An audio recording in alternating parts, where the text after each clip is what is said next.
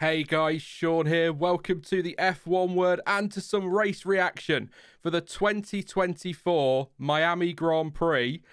Who predicted that 24 hours ago? I don't think anybody predicted that 24 hours ago. What a really enjoyable race throughout, by the way, not just because of what happened towards the end. I think we had some good battling throughout the race. We had some strategy intrigue as well. There was some controversy. Kevin Magnussen was there. I thought it was a really enjoyable race, full stop.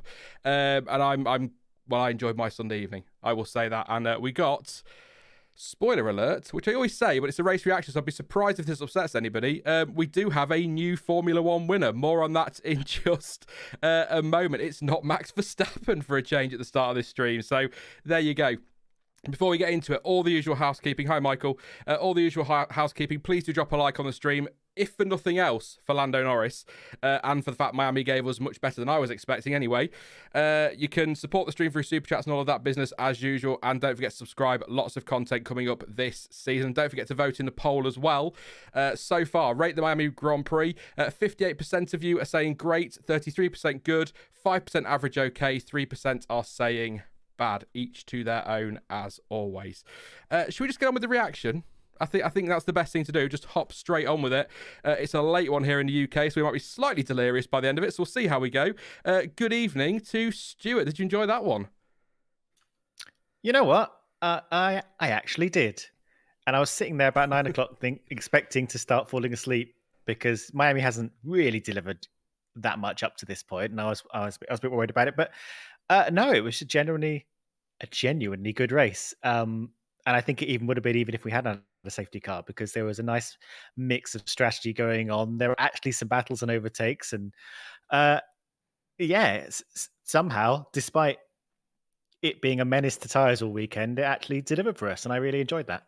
Maybe that was the trick. Maybe that and the one practice session is what helped to deliver in Miami. So maybe all our moaning about the idea of a sprint in Miami actually helped the main event on Sunday for a change, rather than having the opposite effect like sprints can do, of course. So that could be part of it, but just a really enjoyable race. I agree. I said at the start, I think that even, despite or in spite of everything that happened afterwards, I still think it was a really good race and lots going on. And I mean, we'll talk about it later, but for example, that Alpine battle on the first couple of laps, that should have been a safety car, surely. I mean, that was, I was waiting for that to be ending in tears. Thank you to I Played Sharp Minor for your super chat. Says, while the track often makes me want to throw up, DRS was perfectly balanced and encouraged unorthodox racing. Feel bad for Oscar, but well done, Lando. Thank you so much for your support with the super chat. We're going to start, Stuart. We're going to start, Stuart. Brace yourself, not with Max Verstappen, but with Lando Norris. Race winner, Lando Norris, for the first time in Formula One. He's got that top spot. It's something that everyone keeps talking about. It's been coming for a while, and he was starting to get this tag, wasn't he? And is he ever going to win a race? And there he is. He's done it finally. What's the phrase? Is it I can't remember the phrases, but he's whatever. Yeah, he's finally done it. Fantastic drive. And do you know what? I've seen a lot. I don't want to go in on a negative, but I've seen a lot of people. I've seen it in chat. I've seen it on social media. Oh, safety car, got lucky, blah, blah, blah. Several points to make on that. First of all, yes, but Formula One, you need a slice of luck from time to time. Secondly, he was 11 odd seconds up the road, and I think it was 9 to 10 seconds for a safety car pit stop. So could and probably would have rejoined in front of Max Verstappen without a disastrous pit stop anyway. And 3, his pace prior to the safety car was absolutely fantastic, and he brought himself into play, as did McLaren by leaving him out, to take advantage of that little slice of luck, that big slice of luck when it fell his way. Sometimes you have to make your own luck in Formula One, and I will defend Lando Norris and McLaren on that. That's exactly what they did. They played the strategy perfectly, had the pace to deliver. The pace we saw in qualifying, actually sprint qualifying, had the pace to deliver, got it all absolutely bang on. The safety car was perfectly timed. It worked. I think there was some talk about the safety car picking up Max Verstappen, and maybe that could have held Max up a bit, but I think Lando was just clear enough. It would have been tight on pit exit. We might have seen a race to that second safety car line, or the first safety car line, but I do think he just about would have had it. But even if, Stuart, he'd come out behind Verstappen, the pace he was showing in the second half of that race after the safety car, he could have had him anyway. Yeah, I mean, Lando really just made everything work for him. He was absolutely flying in the first stint. He kept the tyres where he needed them to be in the kind of first half of the first stint. got a little bit of a reprieve when we had that virtual safety car for the bollard. Max knocked into the middle of the road, and then just seemed to bring those tires to life. He was the fastest car on track up until the safety car period. So yeah, I think he could have at least challenged for the win of this race. I mean, overtaking was hard around here, so if he'd ended up behind Max after his pit stop, he might have struggled a little bit more. But we need to remember, and if you watch the team radios coming during the race, you'll know this for sure. And sometimes we see it broadcast, but safety car periods are part of the team strategy, and they'll tell the drivers when they're moving into sort of a safety car window. So that anticipating a safety car and being ready for one is part of what they take into account. And letting Lando go longer wasn't just for the safety car period or to anticipate one, but allowing him to use the tires as to the best of his abilities, and then being able to capitalize on a safety car worked out brilliantly for them. And he won't be the first driver to win a race. I mean, he isn't the first driver to win a race on with a bit of safety car help, and he won't be the last. And to be honest, they capitalized on everything they're able to get, so fully deserved. And after the safety car came in, there was a moment when Max looked like he was going to get really aggressive on trying to take the win back into turn one. But after that, he couldn't keep up. And part of me thought, well, his tires are 8 laps older than Lando's at the moment, so maybe he's just going to hold back, keep some life in the tires, and then try and attack later. But that later never came, and I'm pretty sure Lando outpaced him lap for lap all the way to the end. The gap only got bigger. So yeah, really well managed race. Great pace from Lando. Really made up for a disappointing sprint when he got punted out at T1. And finally got the win he's been chasing for 110 races. Yeah, it's felt like a long time coming, hasn't it, for Lando? I'll just find a picture of Lando while we're talking about him rather than going straight to Piastri. But just a couple of points to pick up on. So JQ says Norris wasn't able to pass Perez, so why would he be able to pass Verstappen? It's a fair point, but I think the pace advantage towards the end, Verstappen wasn't happy with his car as well. And I think psychologically, I'm not a racing driver, so I might be wrong, but psychologically, I think if you're sat behind Perez at that stage of the race, you know that you can get him on strategy because there's a chance of a pit stop. He might pit first. You could try and undercut. When you're going for a race win late on in a race after a safety car on fresher tyres, psychologically, maybe there's more. And Verstappen is less likely to want to shove Lando in the wall because second place for him, he's got to think of the World Championship. So I think there are lots of variables in there. And it's difficult to sort of say. I totally agree with the point. You know, if he couldn't get past Perez, it's fair to say, could he have passed Verstappen, a better driver? But Verstappen wasn't quite there today with his pace. He was struggling with one thing or another, and you know, fresher tyres, grippier track, lower fuel, maybe there are more opportunities there, but it was a tough track to overtake on, especially if you're stuck behind Kevin Magnussen. We'll get to that a little bit later, what a weekend he's had. But yeah, just absolutely superb from Lando. I've not even read my notes yet. I'm really happy for him. We'll talk about Piastri. I've got to say it's a bit bittersweet, I have to say. Very happy for Lando. Gutted for Piastri, but we'll get to him in a second. So just on my notes, there's not really much that I haven't already mentioned. Was told to go long after Sainz had pitted rather than to go after Sainz rather than cover off Perez, who had just stopped. So that's part of that strategy there that we're talking about, the going long. Then went on to set consecutive fastest laps once Perez was out of the way, and then kept setting fastest laps, didn't he? Quite regularly throughout that first part of the race. Great race pace, actually, from both the McLarens for most of the Grand Prix. Safety car pit stop, gave him the lead outright. Broke DRS at the end of the first restart with fastest lap of the race.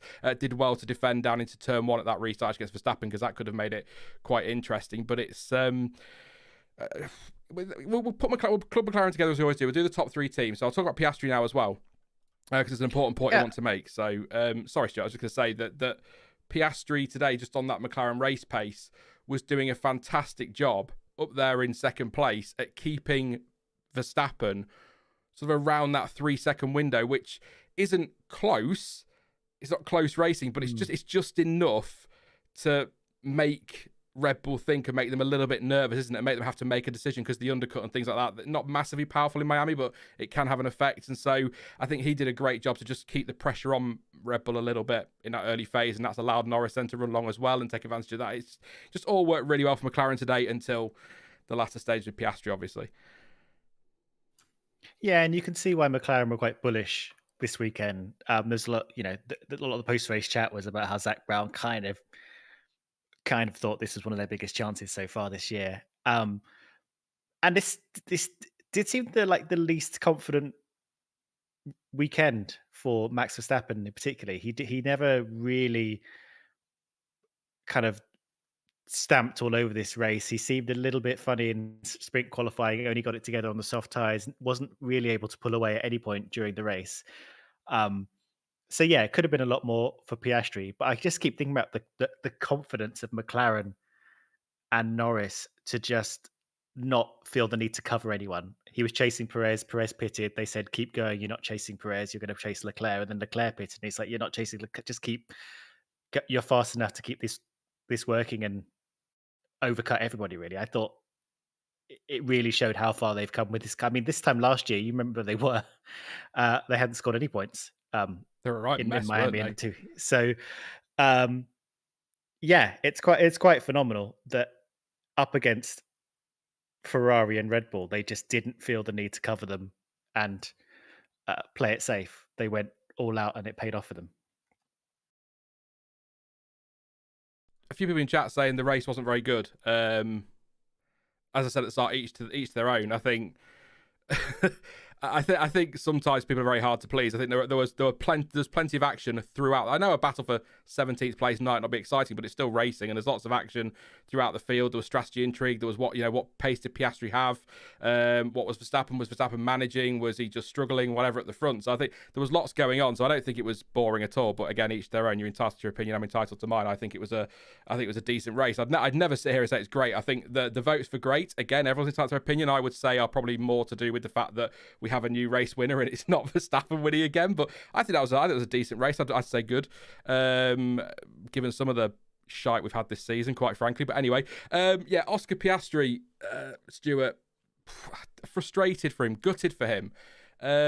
Was driving so well. I already talked about what he was doing up in second place. Really good start. Did a good job to do the dodging and the weaving at the start to avoid what was going on ahead of him. Jumps up into third place, then gets the move done for P2. Consistently matching Verstappen's pace in that first stint. Whether again that's because there was some management going on from Verstappen, I don't know. But he had the pace, and Lando Norris just showed even in that McLaren that it had the pace full stop to challenge today once he got rid of Sergio Perez.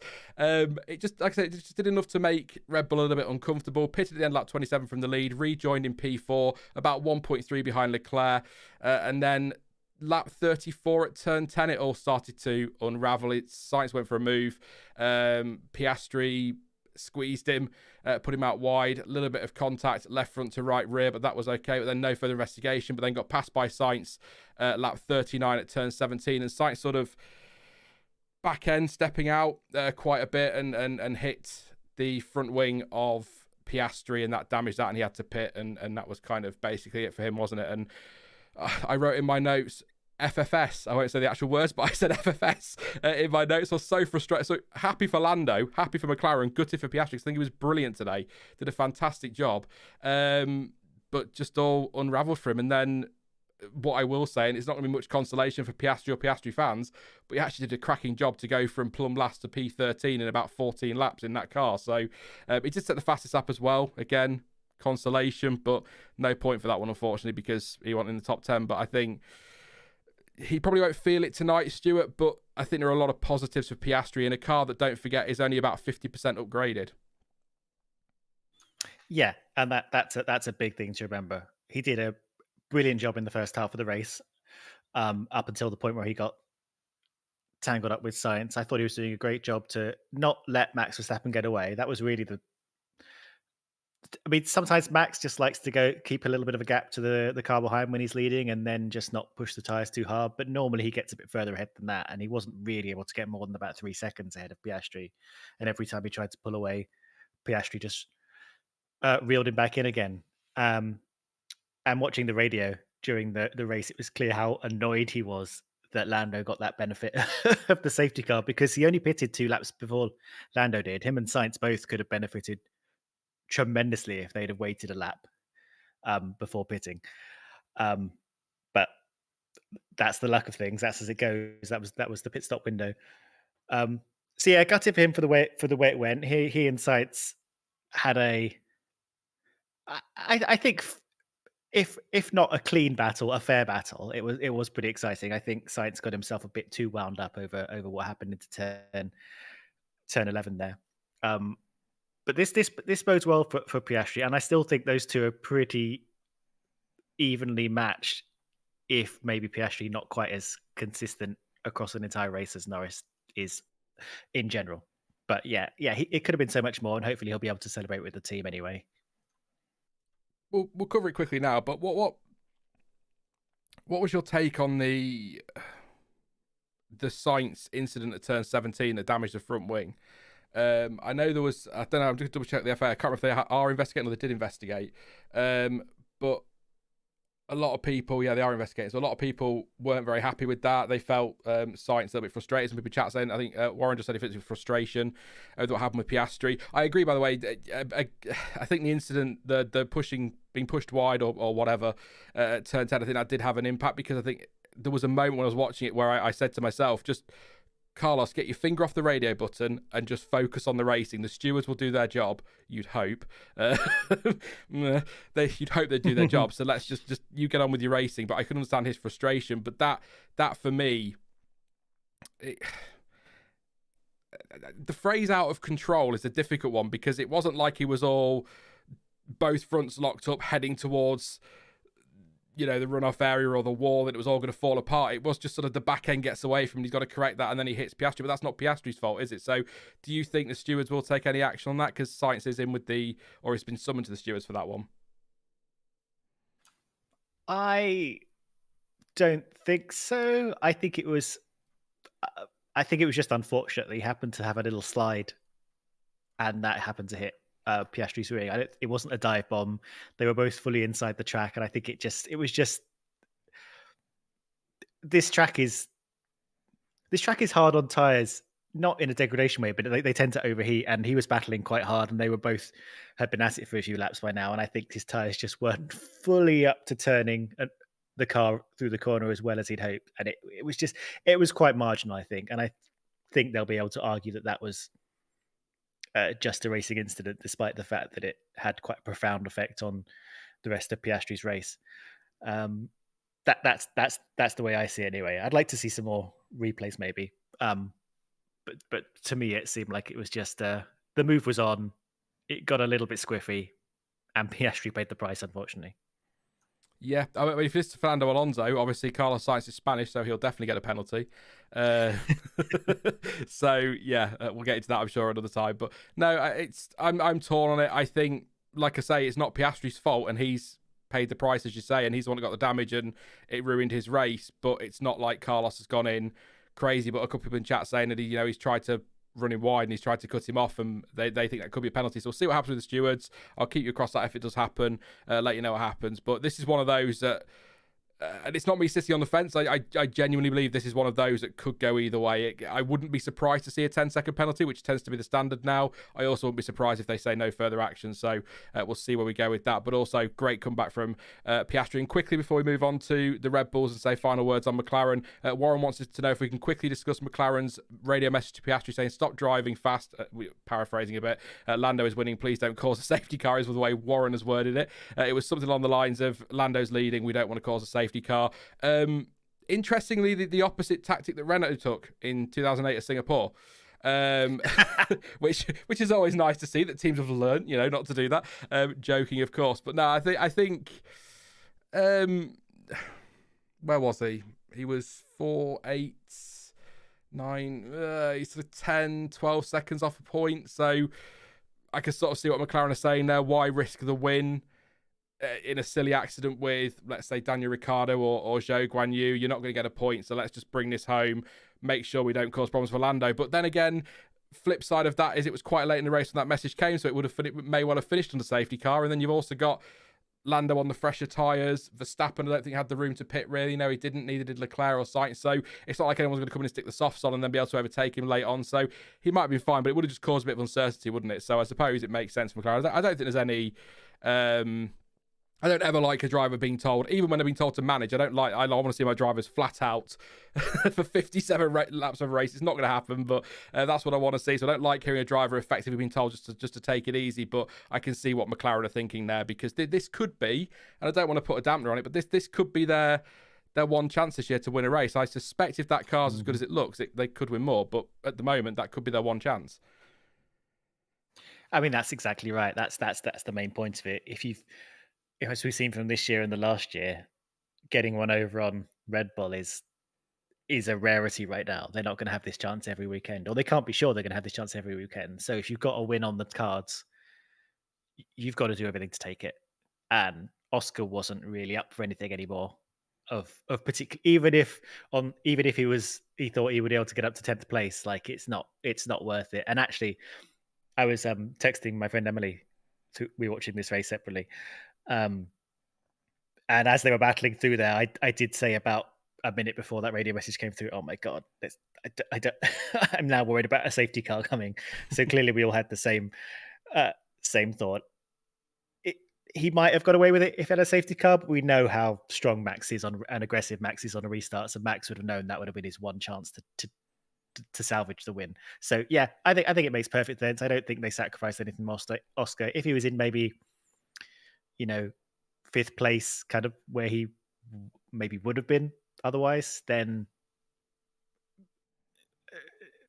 even then, I think just holding station and not causing any alarm, because we know how easy a safety car could happen around here, despite the actual lack of them we've had over these past 3 races, apart from the one obviously today, because the walls are so tight in some of these places. So yeah, I think right call. Yeah, just overall for McLaren, fantastic weekend. I think anyone was well. Fantastic Sunday. Actually, Oscar Piastri pretty good in the sprint yesterday, wasn't he? Oscar drove well for P6, so a pretty good weekend. Obviously disappointed with the Lando DNF yesterday, but I think overall, it's good to see the upgrades working as well, and maybe this is just going to spice things up a little bit, give us another team, because Ferrari are sort of there, aren't they? They're not, Red Bull have obviously got the advantage. Ferrari are kind of in the mix sometimes, and then if you can get McLaren in the mix sometimes as well, it might pep the season up a little bit. Nothing against Red Bull as always, of course, but a couple of super chats before we move on to Red Bull. We'll do the top 3 teams as always. Thank you to Liam, who says, let's go Lando. Thank you for your super chat and your support, mate. Hope you're well. Wingcap says, to steal a comment, we are gathered here today to mourn the passing of Lando. No wins. May he rest in peace. Thank you very much, Wingcap and Liam, for your super chats. You can get your super chats in if you want to. I will absolutely read all super chats out today, provided they stick within YouTube community guidelines, of course. And I'll come to you in chat throughout if you don't want to do that. So that's absolutely fine. But super chats always appreciated, of course. So this feels weird. Next up, Max Verstappen, not first. For about what feels like the first time in forever, even though it was only Australia when Carlos Sainz won, of course. 7.6 behind in the end over the line. It was all looking, again, apart from Piastri sort of keeping McLaren keeping him within that potential undercut window, it was all looking pretty rosy for Max Verstappen. He'd won the sprint. He got both pole positions, broke DRS after the first lap, and then told on lap 15 to stop managing and pick up the pace. He thought, oh, hang on a minute. He's been managing, so what's going to happen here? Picked up the pace a bit, but, trying to cover off that threat of the undercut from Piastri, but never really looked in any danger. Did have the incident at turn 15, of course, which, ironically, how has this just twigged? How has this just twigged in my brain? It's Max Verstappen cutting the chicane at turn 14 and 15 and knocking the bollard over that has triggered the safety car that has potentially and possibly and probably cost him the Grand Prix. So even when he's not winning, he's deciding the result. Well done, Max. That's impressive. Well, he triggered the VSC. VSC, sorry, yeah. No, it wasn't a full safety car. The crash was what triggered the safety car. That's why I didn't trigger in my head. I was wrong. So there you go. Yeah. I'll say again, that was wrong. I got overexcited there. I apologise to anyone in comments later that don't wait for me to say this. Just bear that in mind and delete your comment of abuse. It's fine. It was a VSC. Sorry, I was wrong. It was a K. We are going to get to K-Mag. There's lots to talk about. It's a very exciting evening. It's very late. Leave me alone. Did ask to check front wing after that. Then it's in my notes. VSC to remove the bollard. Wake up, Sean. Didn't get the chance to put under the VSC, but pitted that later. Out in P4 in what was a lot of clear air, 10 seconds-ish behind Norris. And I thought he'd use that clear air, close the gap. And then when they all pitted, he'd leapfrog to the front and have a nice little advantage. But obviously, as we know, the safety car came out for Magnussen and Sargeant. I'm with it now. And that sort of ended his chance of the win because the pace just wasn't there after the safety car had come in. He sort of challenged into turn 1 a little bit, didn't he? But then the pace wasn't there. I think there was a mistake at turn 8. He said over the radio on lap 38, can't get the car to turn. It's a disaster. Just did not have the speed today. And so I thought about this before we went live. This reminds me, we're going back a little bit, bear with me, actually nearly a decade thinking about it. Can you remember Sebastian Vettel winning for Ferrari at Malaysia in 2015? And that was the first time somebody had won other than a Mercedes based on pure race pace. That's what this feels like. I know the safety car played a part, but Norris was bloody rapid before that. So not quite the same because obviously Vettel didn't have to rely on that, but it sort of feels a little bit like that moment for me. So it's quite a significant win and quite a significant moment for Red Bull. Yeah, and I think we tend not to count Singapore last year because it was such a weird outlier of it, like Red Bull weren't really in the race, all things considered. But yeah, it's a little blip of hope. Really, I mean, I feel like I have to say this every weekend that I don't wish any ill on Max Verstappen or Red Bull because they're doing a great job and they deserve the things they get. But we love a little bit of competition here, and just to see them having to dirty their feet with the rest of the plebs in the field a little bit and have to fight. That's one of the best lines you've ever said.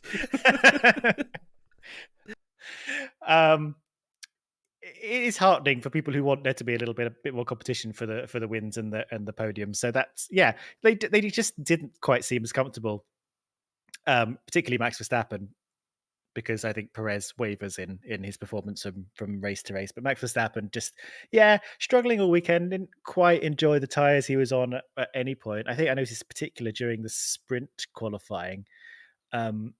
Throughout that, I thought he wasn't going to get anywhere near pole. And obviously they switched onto the soft tyres for SQ3 and that they were able to find the performance they couldn't find on the mediums. So, I mean, we might have been able to see this coming a little bit if we weren't so wide into just assuming Max was going to walk away with things every single Sunday, but he really wasn't, and I was quite just surprised to see him sort of clinging onto first place for the first half of the race. So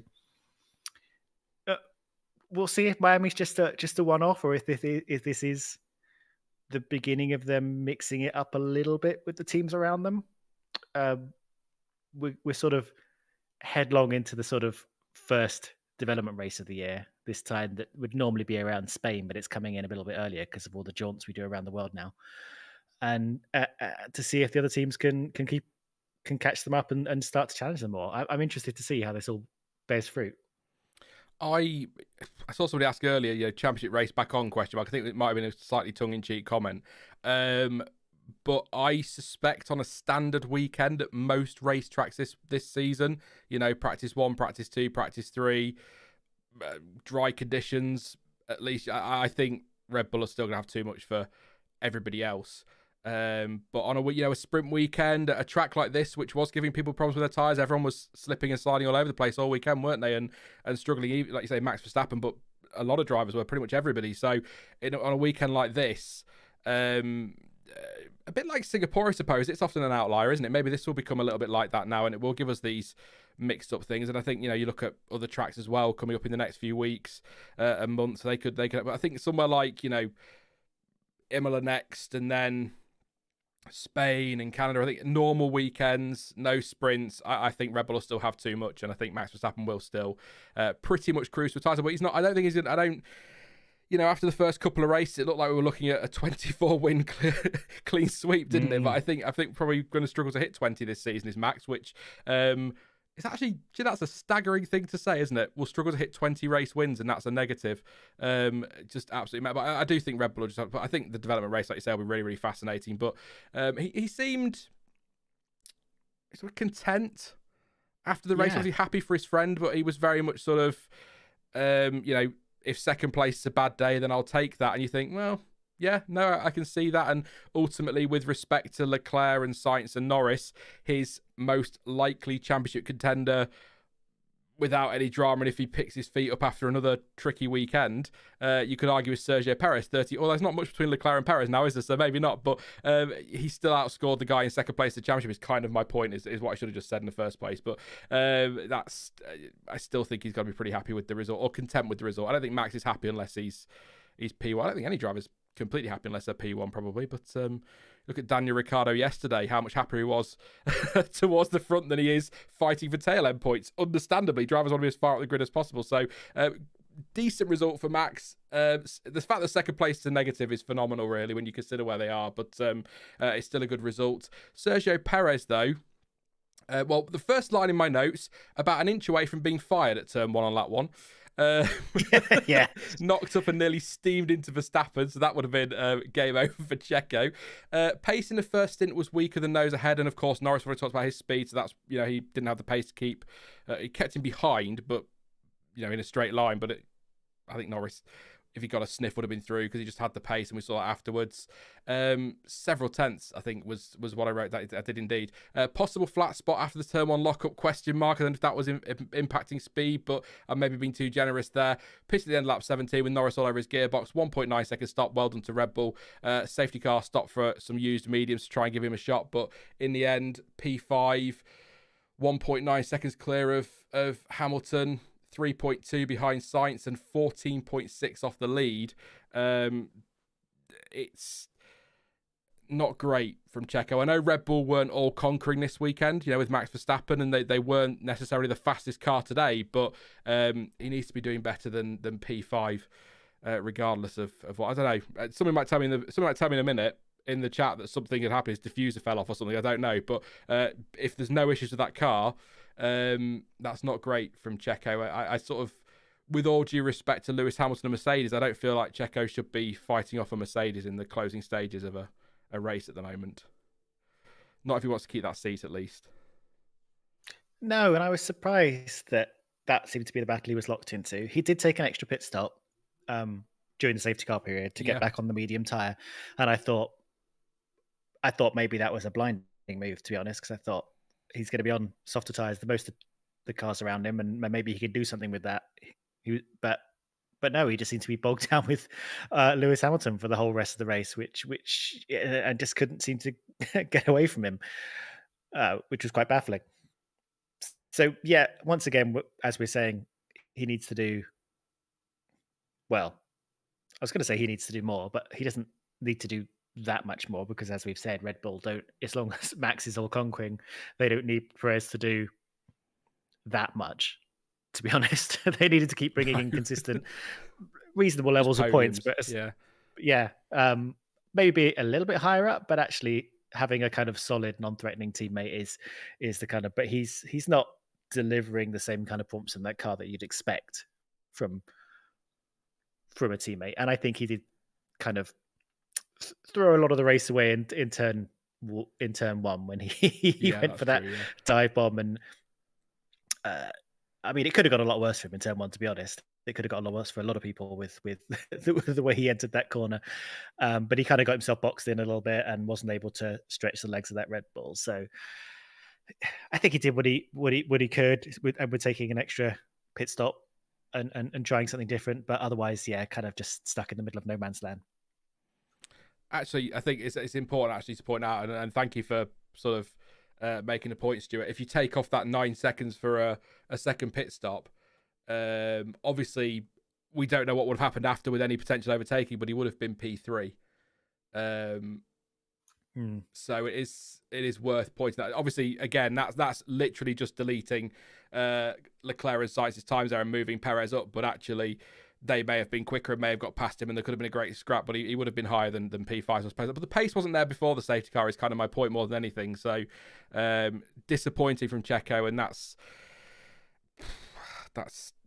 a little bit frustrating because he's, first few races of the season did really well and then had a dip in Australia, then did all right again and was doing what he needed to do, and then now falls away again. And it's I don't want to get into driver talk tonight because we're already at 40 minutes into the stream, so we're not going to get into that. But just sort of, when you've got a driver like Carlos Sainz available, Perez needs to be delivering every weekend and not having these ups and downs, and that's, we'll see what happens. But Yeah, more please, Checo. We love you. We can't help it. I don't know if Stuart does, but why not? But yeah, P2 and P5 for Red Bull today. It sounds like a disaster on paper, but it's not really, is it at all?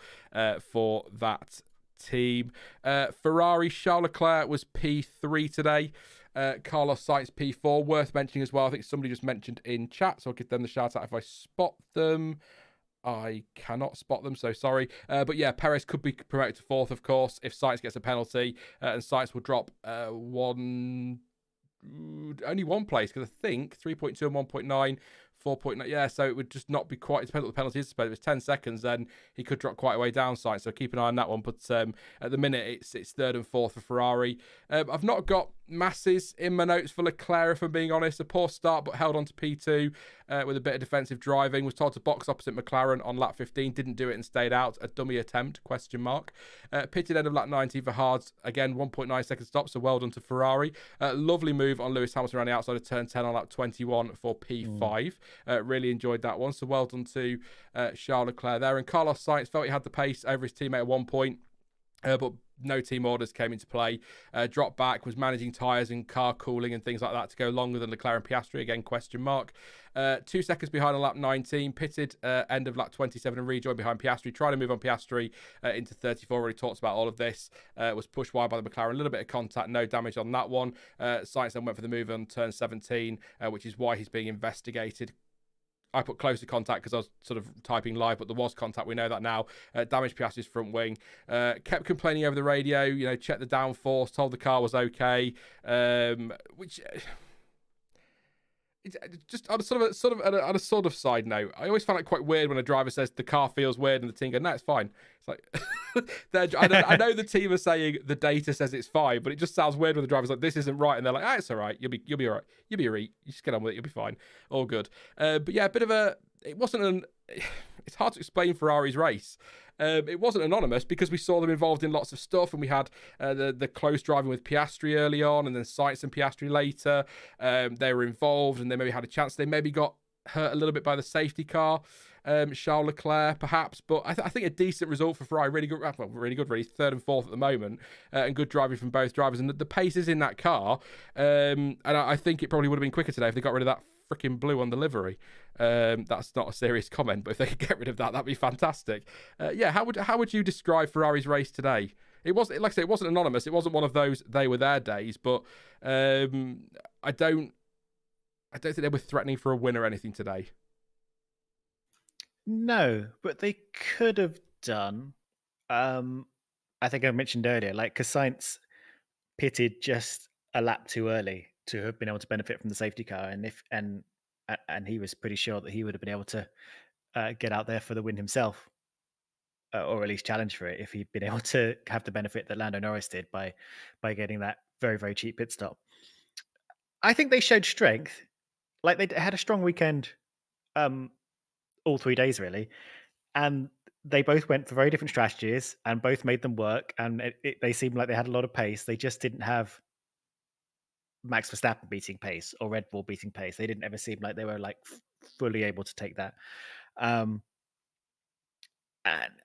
probably behind McLaren this weekend, the way it looks, just that they didn't have quite. But I think pretty even, those two teams, I think, generally speaking.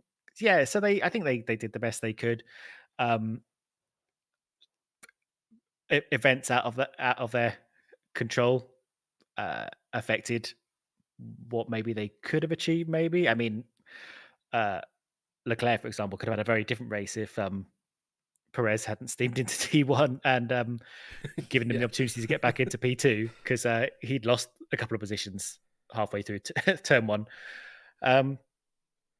But yeah, you're right. It was a sort of slightly anonymously kind of race, other than Sainz's battle with Piastri, but I think solid, and I think they're kind of where they expect and hope to be right now, and they're still staying with Red Bull as much as they are with Red Bull. They're not dropping back. They're sort of where they need to be. They weren't too far off Piastri's pace, were they, early on, with Charles Leclerc in particular?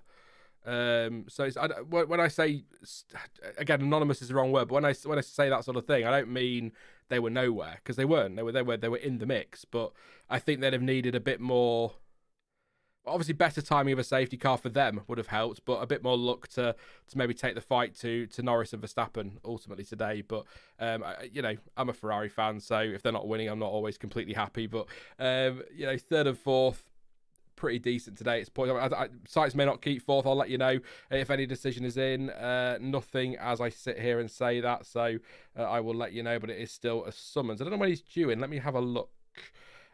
So he's due to report to Stuart at 18:45 local time, which was half an hour ago. So we might get a decision before the end of the stream, hopefully. If not, keep an eye on your socials. Anything else you want to add on the top three teams, Stuart, before we roll on to what I've titled the rest, because I ran out of time to separate slides out. It's just the rest. No, I think we covered the majority of it. They were all very close. There you go. That's the summary. As always, don't forget it's a reaction, not review. So if we miss something, you can come back to that if we do some questions later. But if we miss anything, don't get angry. It's just a reaction. But we're all fans. We're not. Well, we're not professional. We're not professionals, are we? I suppose technically we are. This is my job, so I suppose I'm professional at it. But I know what I mean. Leave me alone. Let's move on. I'm going to do the rest, like I say. So these slides are just going to be what they are. So we'll move on to the point scorers, starting with Lewis Hamilton finishing in P6 today, and actually strong, actually pace-wise late on, Stuart. The Mercedes sort of nowhere all weekend, really, and then in the latter stages, particularly on those tyres, Hamilton seemed much happier on the mediums and had some pretty decent pace and wasn't a million miles away from Sergio Perez in P5 come the end. So actually pretty decent result. I mean, I think I might be wrong. I think Crofty said in commentary that's Lewis Hamilton's first top 6 finish for 8 races. Ooh, we'll have to double check that stat. So I'm going to do that now. But I just shocking. I think he'd be happy with Is he ever going to be happy with P6? But you know what I mean. I think from where they were earlier in the weekend, I think that's a pretty damn good result for Lewis Hamilton and Mercedes. Oh yeah, absolutely. I'm shocked they were that high up, and not only in 6th place, but in a close 6th place, not in a kind of 6th place where you're actually. Wow. Yeah, he's not like 15, 20 seconds down the road from the top 5. He's in and among it. And considering how strong, I know Piastri obviously had his issues, but considering how strong those top 3 teams are, to be in 6th place with that Mercedes is a hell of a win for them, especially as they seem to have just written off this weekend as a bad job yesterday. So yeah, really, really, really impressive from Hamilton, and had some good actual racing as well. Much better than yesterday. Yeah, I'll read you my notes on Hamilton just to be clear as well. To anyone who's new to the channel, when I say Mercedes and Hamilton will be quite happy with that, I'm fully aware that that's not good enough for Mercedes. They want to be winning world championships, but given where they have been throughout the rest of the weekend at times and the lack of pace they seem to have, they're probably quite content with that 6th and 8th. It's not great. And they'll say it's not good enough, and Toto, I'm sure, made that clear. But sometimes you have to look at the context of the weekend and say, actually, that's not awful. But I appreciate that that's not where they want to be. So initially struggled to switch on the hards, which I think is a fair point. Nice move on the inside of Hulkenberg, lap 7 for P7.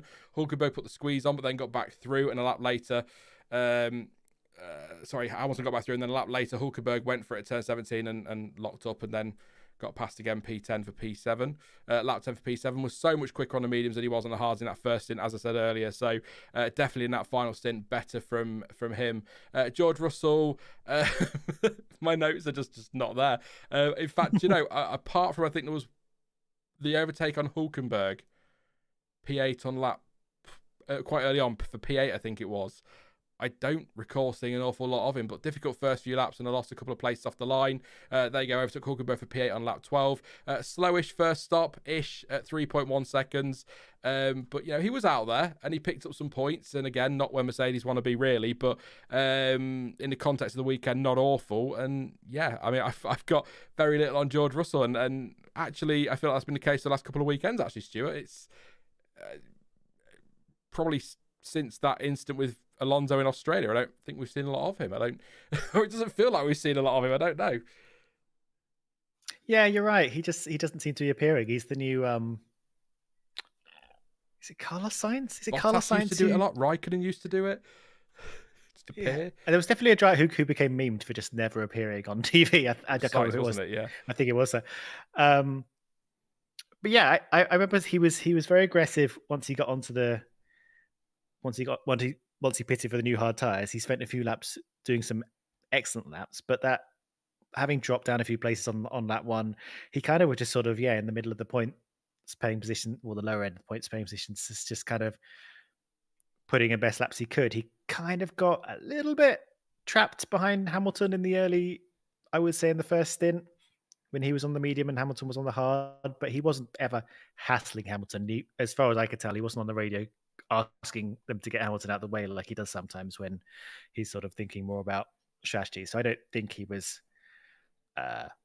being particularly held up. I think that's just the positions they were in. And actually, I in terms of Merck's pace, at the beginning of the race, when they were actually fighting with Hülkenberg, I did think, is this really where Mercedes are now, fighting with a Haas? But actually, to be fair, it was the Haas that was in an unusual position. Hülkenberg had got himself had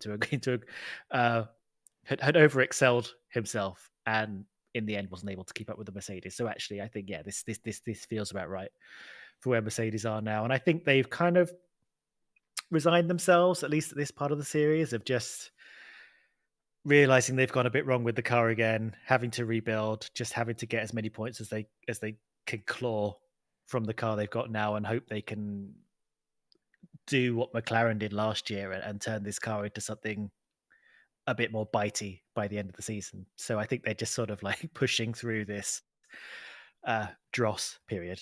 I think Russell said earlier in the weekend, didn't he, that they've overcompensated with this year's car with the changes. So they just can't seem to get this formula right, can they? And you know, for Mercedes fans out there, hopefully they can turn that around. Are we thinking 2026, Stuart?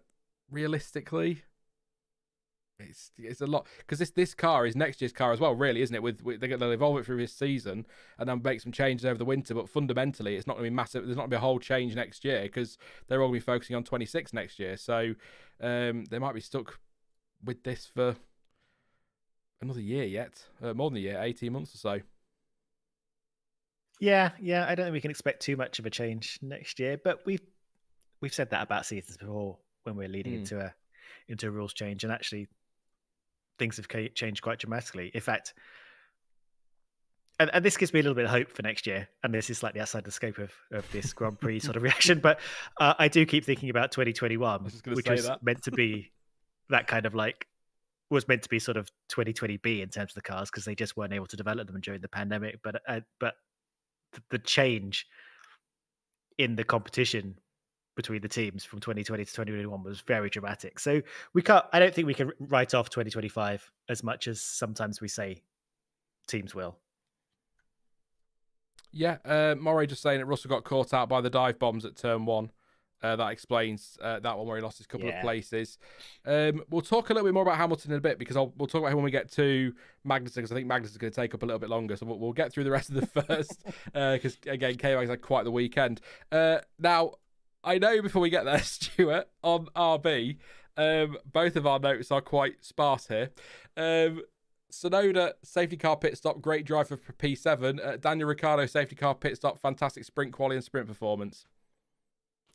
I feel awful because they've had a really good weekend overall. And they've come with a really funky looking car and everything. But because I messaged you about an hour before this stream saying I've got like no notes on RB, because we just didn't really see them. I saw them on the timing sheets, and I was really happy for what Sonoda was able to do, but just, I mean, much more anonymous than Ferrari, I guess. Yeah, they were there at a tale of 2 days as well, as you sort of mentioned there.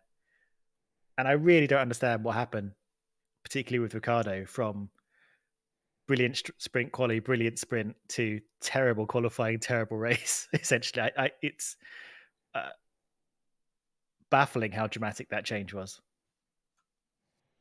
Yeah, I might be wrong, but I think he said they said in the notebook, or Ted did, that it was just struggling with rear grip for Ricciardo in qualifying, obviously, which hampered him today. But Yuki was excellent from what we saw of him, and it's a fantastic result. P7, it's big points for RB actually this weekend, full stop. And I think from what we saw of him, he drove well. He was nice and racy yesterday as well. And Ricciardo, probably better to talk about yesterday than today. Really, I mean, if I'd have said to you on Thursday, if I'd have texted you on Thursday, Stuart, and said, I reckon Ricciardo's in for P4 in the sprint, how many laughing emojis would I have got back at that one? Even the notion would have surprised us. But fantastic qualifying, sprint qualifying, and fantastic drive as well to get that P4. So it's a race reaction, but I'm reacting to yesterday's race for Ricciardo. And that's kind of, I'm going to have to, because I haven't got much else for him. But P15 today for him, P7 for Tsunoda. Excellent for RB. Big points in what's going to be a really tight fight towards the back end of the grid this season. So I'm not sure what they're on now, actually. I think it's, where are we? RB, they are on 19 points now. And the team sort of back there, RB down, not picking up lots of points every weekend, are they? So that 19 could be quite a big moment this weekend, 7th and 8th. Obviously, race today and sprint yesterday. So well done to both drivers there. I feel awful because I've got nothing else to say on them. Maybe that's a good thing, though. No drama for Yuki today. No, and they don't really need drama, do they? If they're just putting in the performance. So if both cars putting in the same performance would be good. And I think that 6th place in the constructors at the moment looks fairly solid because they're in one of those positions where they're not Aston Martin pace, but they also seem to be doing way better than the teams below them. So I think they might just stick in that 6th place all year if things don't change dramatically. So yeah, I think they can walk away from this weekend fairly happy. It was interesting to note their strategy. They both stopped on the same lap, but their compound strategy was completely reversed, with Tsunoda starting on the medium and Ricciardo on the hard. But they basically did 50% of the race on each tyre, so it worked for them. They were able to benefit from the safety car as well, of course. Yeah. Unlike most cars, but yeah, made it work. They had the pace, and we never saw them again. But Yuki was kind of up there anyway, wasn't he, without the safety car? So that's helped him. But I think he had the pace today to score points. Maybe not 7th, I don't know. But I will say this on Yuki actually very quickly. P7, he was 9 seconds behind Hamilton, but 8 seconds up the road from Russell. So it was, and he was on the. I know. Let's have a look. Actually, I was going to say fresher tyres, but not massively fresher. 4 laps fresher. He did a 1:31.9 on the final lap. Russell did a 32.7. So Yuki was quick. So credit where it's due there, and well done to him. Warden said I must be a Rick hater, but the sprint was a flash in the pan, in my opinion. Just to answer that as a, it doesn't make you a Rick hater. I think you're absolutely bang on, Warden. I'm not expecting Daniel Ricciardo to be threatening 4th place next time out. So I don't think that makes you a hater, mate, at all. And Dice says Adam Cooper just said that Max Verstappen had floor damage, so I'll check that one in a bit as well. Let's get through the rest of these teams before we do that one. Who's next? There's Aston Martin, P9 for Alonso, P17 in the end for Stroll. We'll get to him in just a moment. Where have my notes gone? Another team I didn't get a lot for. Stroll, safety car pit stop, which helps him out massively. Overtook Albon off the track on lap 52 for P13 and got a 10-second penalty for that one. What's the phrase that Martin Brundle likes to use? It's a fair cop. I think that's, you've gone off the track all 4 wheels, regardless of the reason. That's generally a penalty. I know 10 seconds is what they want to do to punish people, but 10 does always seem really harsh for. He wasn't really cutting a chicane to overtake. Do you know what I mean? But it's still. I know that's just what it is. It's fine. It's consistent, and that's what we need. Alonso, a little bit of contact with Gasly early on, no damage, but did lose a place. Virtual safety car stop on lap 22, which helped him out. Put on the medium, starting on the hard, so that was a long way to go on the mediums, 35 laps, but he made it work actually to his credit. Where was he? 32.5 on the final lap, so he was a couple of tenths quicker than Russell, so he still had pace in the car. 2.3 seconds off George for P9 for Alonso. Had to take the opportunity, I think, absolutely, is what I've said there. Good fight with Ocon for P9, overtake turn 10, I think it was, on lap 48. Always love it when Fernando Alonso and Esteban Ocon meet on track. It's one of my. Yes. Whenever I see them on a timing tower, I'm going, "Go on, let's have it." It's always a bit dramatic. I think there was a late move in there from Ocon, which I'm sure we'll talk about, but I don't think Fernando can play over radio from what we heard. Really good result there. It's points on the board, and actually, it's only 2 points. But again, a bit like Mercedes, given where they were, that's actually a really solid result for Fernando. He's not really jumping around thrilled at P9. It's Fernando Alonso, for goodness sake. But he's got to be fairly content with that, again, given where they were. And their pace was better today. So, and he pitted in the virtual safety car, not full safety car. So, yeah. Aston Martin. Aston Martin, eh? I don't. It's past midnight. The delirium is kicking in. Yeah, it was for Alonso particularly. I think it was the best they could manage, and he still managed to get off some nice little overtakes. I was able to. There is a nice photo of Alonso and Ocon post race taking a smiling selfie together. So, despite their history together, I think they're still doing okay. And yeah, I think. The way I don't think 10-second penalty is necessarily too harsh for going off track is I feel like it's meant to encourage the drivers to just give the place back. Because the 10-second penalty is not worth squabbling over. Yeah. On the other hand, I do wish Stewards just had the ability to tell drivers to give the place back. Well, they used to, didn't they? They stopped it. Yeah, it should just be an enforcement. Just do it, or you'll get a 10-second penalty or a drive through or whatever. I think just make them do it. But whatever. As you say, bang to rights and pay the penalty for it. Rick says, thank you very much for your super chat, mate. Thank you for your support as well. As always, says Lando dominance is bad for the sport. Great Miami race weekend. Who had any hopes for that? As always, happy to hear Sean and Stuart. Jonty missed as always when he's not on. Thank you very much for your super chat and your kind words there, Rick. Listen, don't worry, we're going to do more Wednesday streams with Jonty. He's up for that, so we'll do some waffling on a Wednesday waffles. So he'll be around, don't worry. And Handyman, thank you for your super chat as well. Says, who else had tears down their face when all the drivers congratulated Lando? That was a lovely moment. It really was. Hit the like button, y'all, for the algorithm. Hit the like button, y'all. That's what he said. So don't do it twice, though, because then you wouldn't like. So we're at 178 likes. I'm sure we can get that to 200 with 538 of you here. Let's get that as high as we can. Thank you for all your super chats tonight. They really are appreciated. As I often say, tiny violins out now more than ever. They're really appreciated. So thank you very much. I'm sorry about to Aston Martin fans, but I struggle with what to say today. I think Alonso drove really well. Lance Stroll, scrappy. Penalty. Yeah, I agree with Stuart. I think it's just sometimes easier, especially one like that with Lance, actually, is what I'll say. Because it's not like he cut a corner.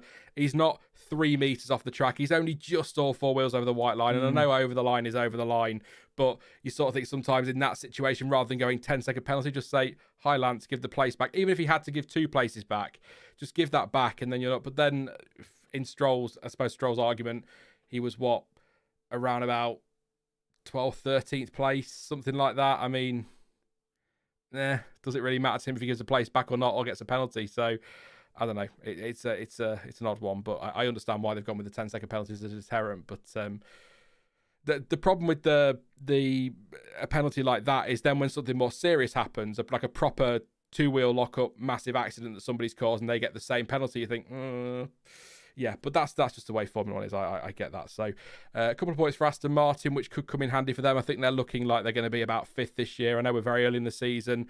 Battle is with Mercedes. Maybe that's quite close.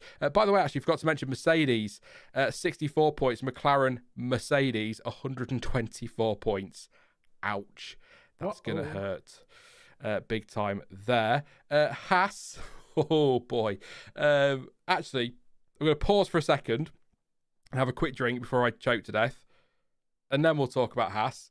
Nico Hülkenberg, this season generally, Stuart, I think has been really good. Surprised me a little bit and completely understand why Sauber / Aldi have picked him up. That's a car manufacturer, not the discount supermarket, because people will make that comment. Apparently, it sounds the same with my accent, but there you go. Nico Hulkenberg's going to be working at Aldi going forward. Really great weekend for him. P11, a second off the points. I thought he was on for points. I really, really did. Happy for Ocon. We'll get to him in a minute. In fact, I think we should be talking about Alpine, but we're doing a Haas because the next on the list. So I'll do that quickly. Really strong drive from Hulkenberg. What have I got in my notes? Lovely move on Hamilton on lap 2 for P7. Great fight with Hamilton as well during that first stint, full stop. That was really enjoyable. Two good, very good racing drivers. A lot of respect. Just enough room. Great fighting. I love to see that, so well done to them. Sort of slowish first stop again on lap 12. 3.2 seconds and only just missed out on a point. And Kevin Magnussen, virtual safety car stop on lap 22. Side by side with Sargeant through turn 1, 2, 3 and 4. Hit the Williams and sent Sargeant into the barrier.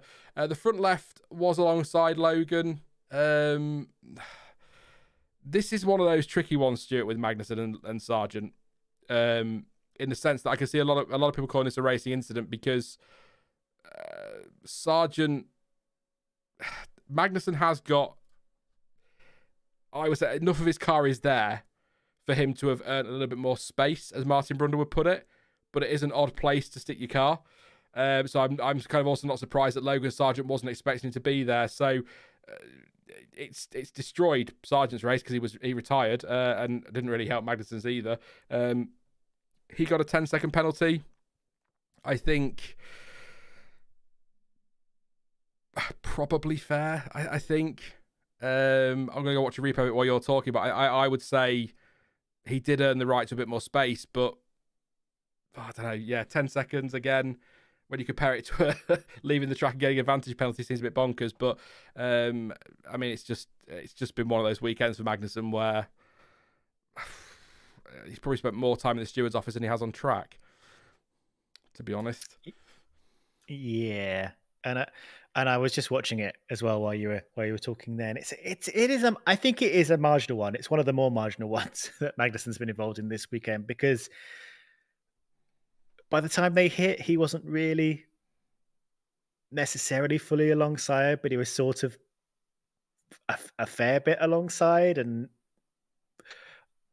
But was he in a position where Logan could really see him that well and expect him to be there? I think if you've been battling for the first couple of corners, maybe you should just double check that the guy's not still there when you go to turn into the apex. But it is one of those sort of very marginal things, and I probably would have called it a racing incident. But if it was going to go in either way, it probably is more Magnussen's fault. But I wouldn't say what is it the stewards kind of say. I wouldn't say Magnussen was wholly to blame. Yeah.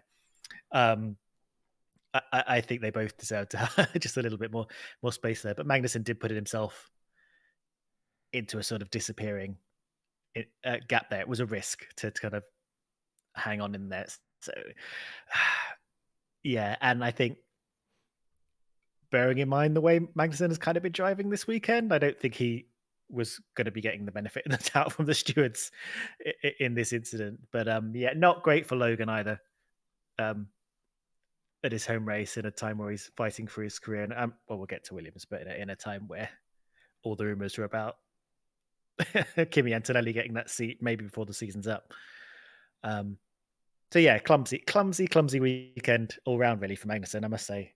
Some of it deliberately. Yeah, I tend to agree. I think if you're putting the blame at anyone's door, then that's kind of what I mean. 10-second penalty is probably fair, but I think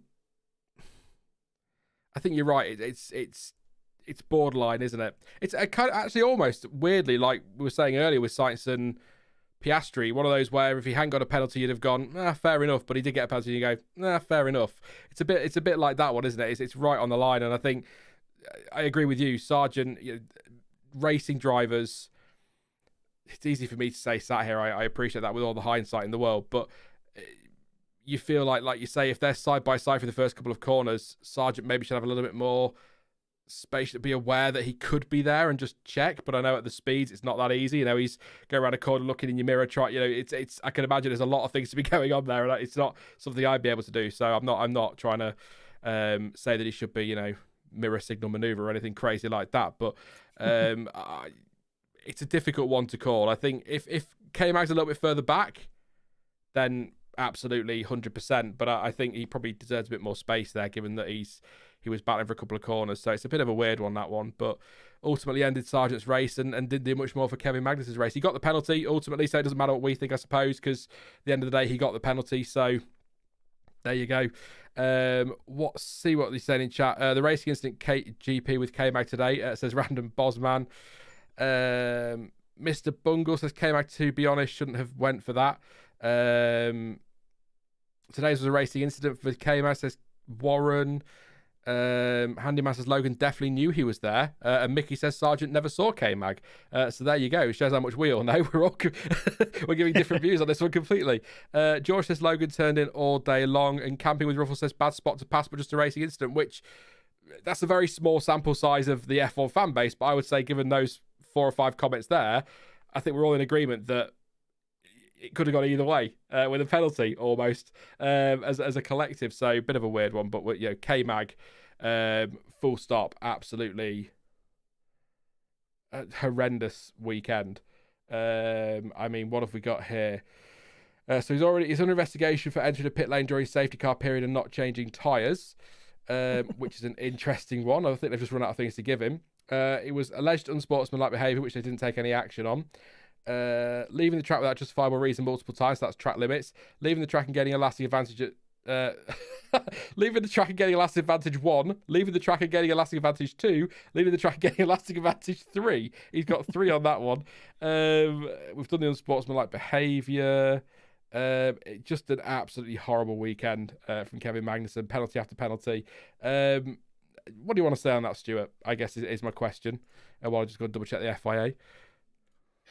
I think it was interesting to read from the stewards that they wished they were able to come down on him harder, but the rules didn't necessarily give them the leeway to do that because Magnussen opened it. This is reference to the sprint, but Magnussen openly admitting that he was essentially driving in an unsportsmanlike way to keep the drivers behind him from catching up with Hulkenberg, which involved leaving the track, running them wide, kind of behaving mischievously. And they do want to be able to kind of clamp down on that and make sure that because he had nothing to lose. His team are desperate for getting any points they can, and there is definitely scope for playing the team game and having a rear gunner who's, I don't know, already got a penalty or out of the points or whatever to be able to just protect the guy in front. But there should be limits to how that's achieved. And I think if he gets penalty points, which seems likely for his accident with Sargeant, it'd be consistent for him to get penalty points. He will be very close to 12 points. And I kind of feel like I would kind of have been happy if he'd have gone over the 12 points this weekend, because I just feel like some kind of substantive message should be sent out that you can't just do that. You can't. The idea that if you've got penalized, then it's just free. You've got free reign to just do whatever you like because there's limited repercussions for just blocking, weaving, cutting corners, however you want to do it. I think there needs to be some scope for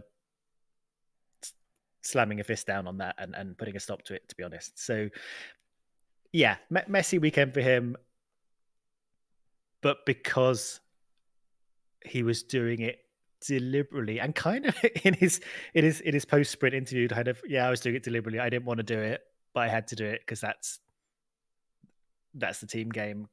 I don't know. It's all kind of a weird attitude. I feel like maybe drivers should have a sort of certain kind of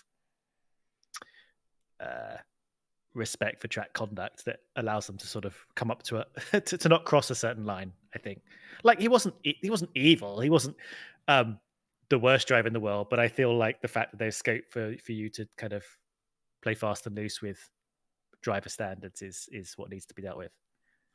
Yeah, he's not like me on the F1 game when I need a safety car to make a pit stop and I stick somebody in the wall to make sure I get a safety car. It wasn't quite that bad, but Quite.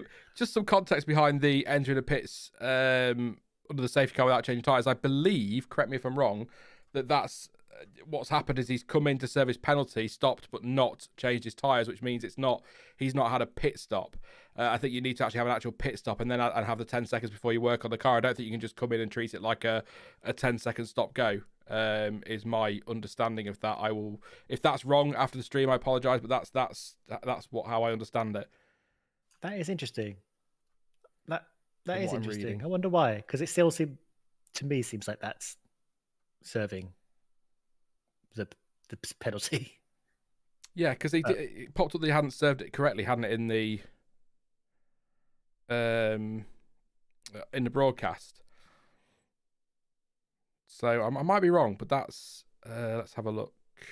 Maybe he'll be able to argue that one, because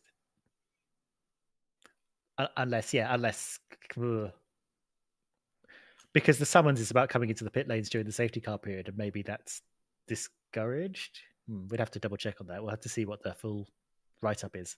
You didn't used to be able to serve your drive-through under the safety car, did you? So I don't know. I might be wrong on that.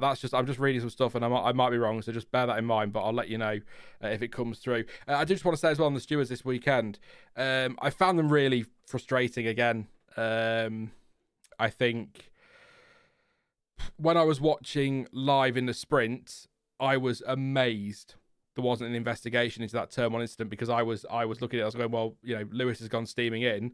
Look at what's happened. But when you actually go through what the stewards have explained, they can't determine whether Hamilton coming up the inside is what caused Alonso and Stroll to make contact, because Alonso and Stroll made contact before Hamilton arrived. So it's frustrating that wasn't investigated properly, but at the same time, if they can't determine who is to blame, I don't want penalties just thrown out to appease fans and the media. I think unless a driver is predominantly or wholly to blame, you can't just say, well, Lewis came steaming in, everyone's pissed off, we've not investigated it, let's investigate and give him a penalty. He's not gone in and hit Alonso and put Alonso into Stroll, who's then put Stroll into Norris. Alonso and Stroll have contact before Hamilton arrives. It's all very frame by frame, split second, which is how the stewards will look at it, and I hate that they do that, but they do. Ultimately, not great news for Norris, of course, but it's I suppose the argument, and it actually I saw on social media earlier, yesterday, the argument that had Hamilton been given a penalty, all of that wouldn't have happened with Magnussen, which made me smile a little bit. I was like, if only the world worked like that. Yeah, but no, it's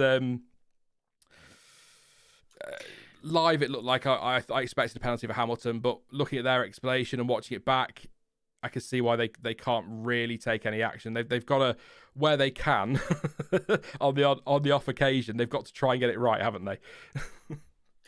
Yeah, I was, and I still remain a little bit perplexed about it. I think the fact that it was dismissed so quickly was very strange, especially for the stewards. Like, it was a weird one to just,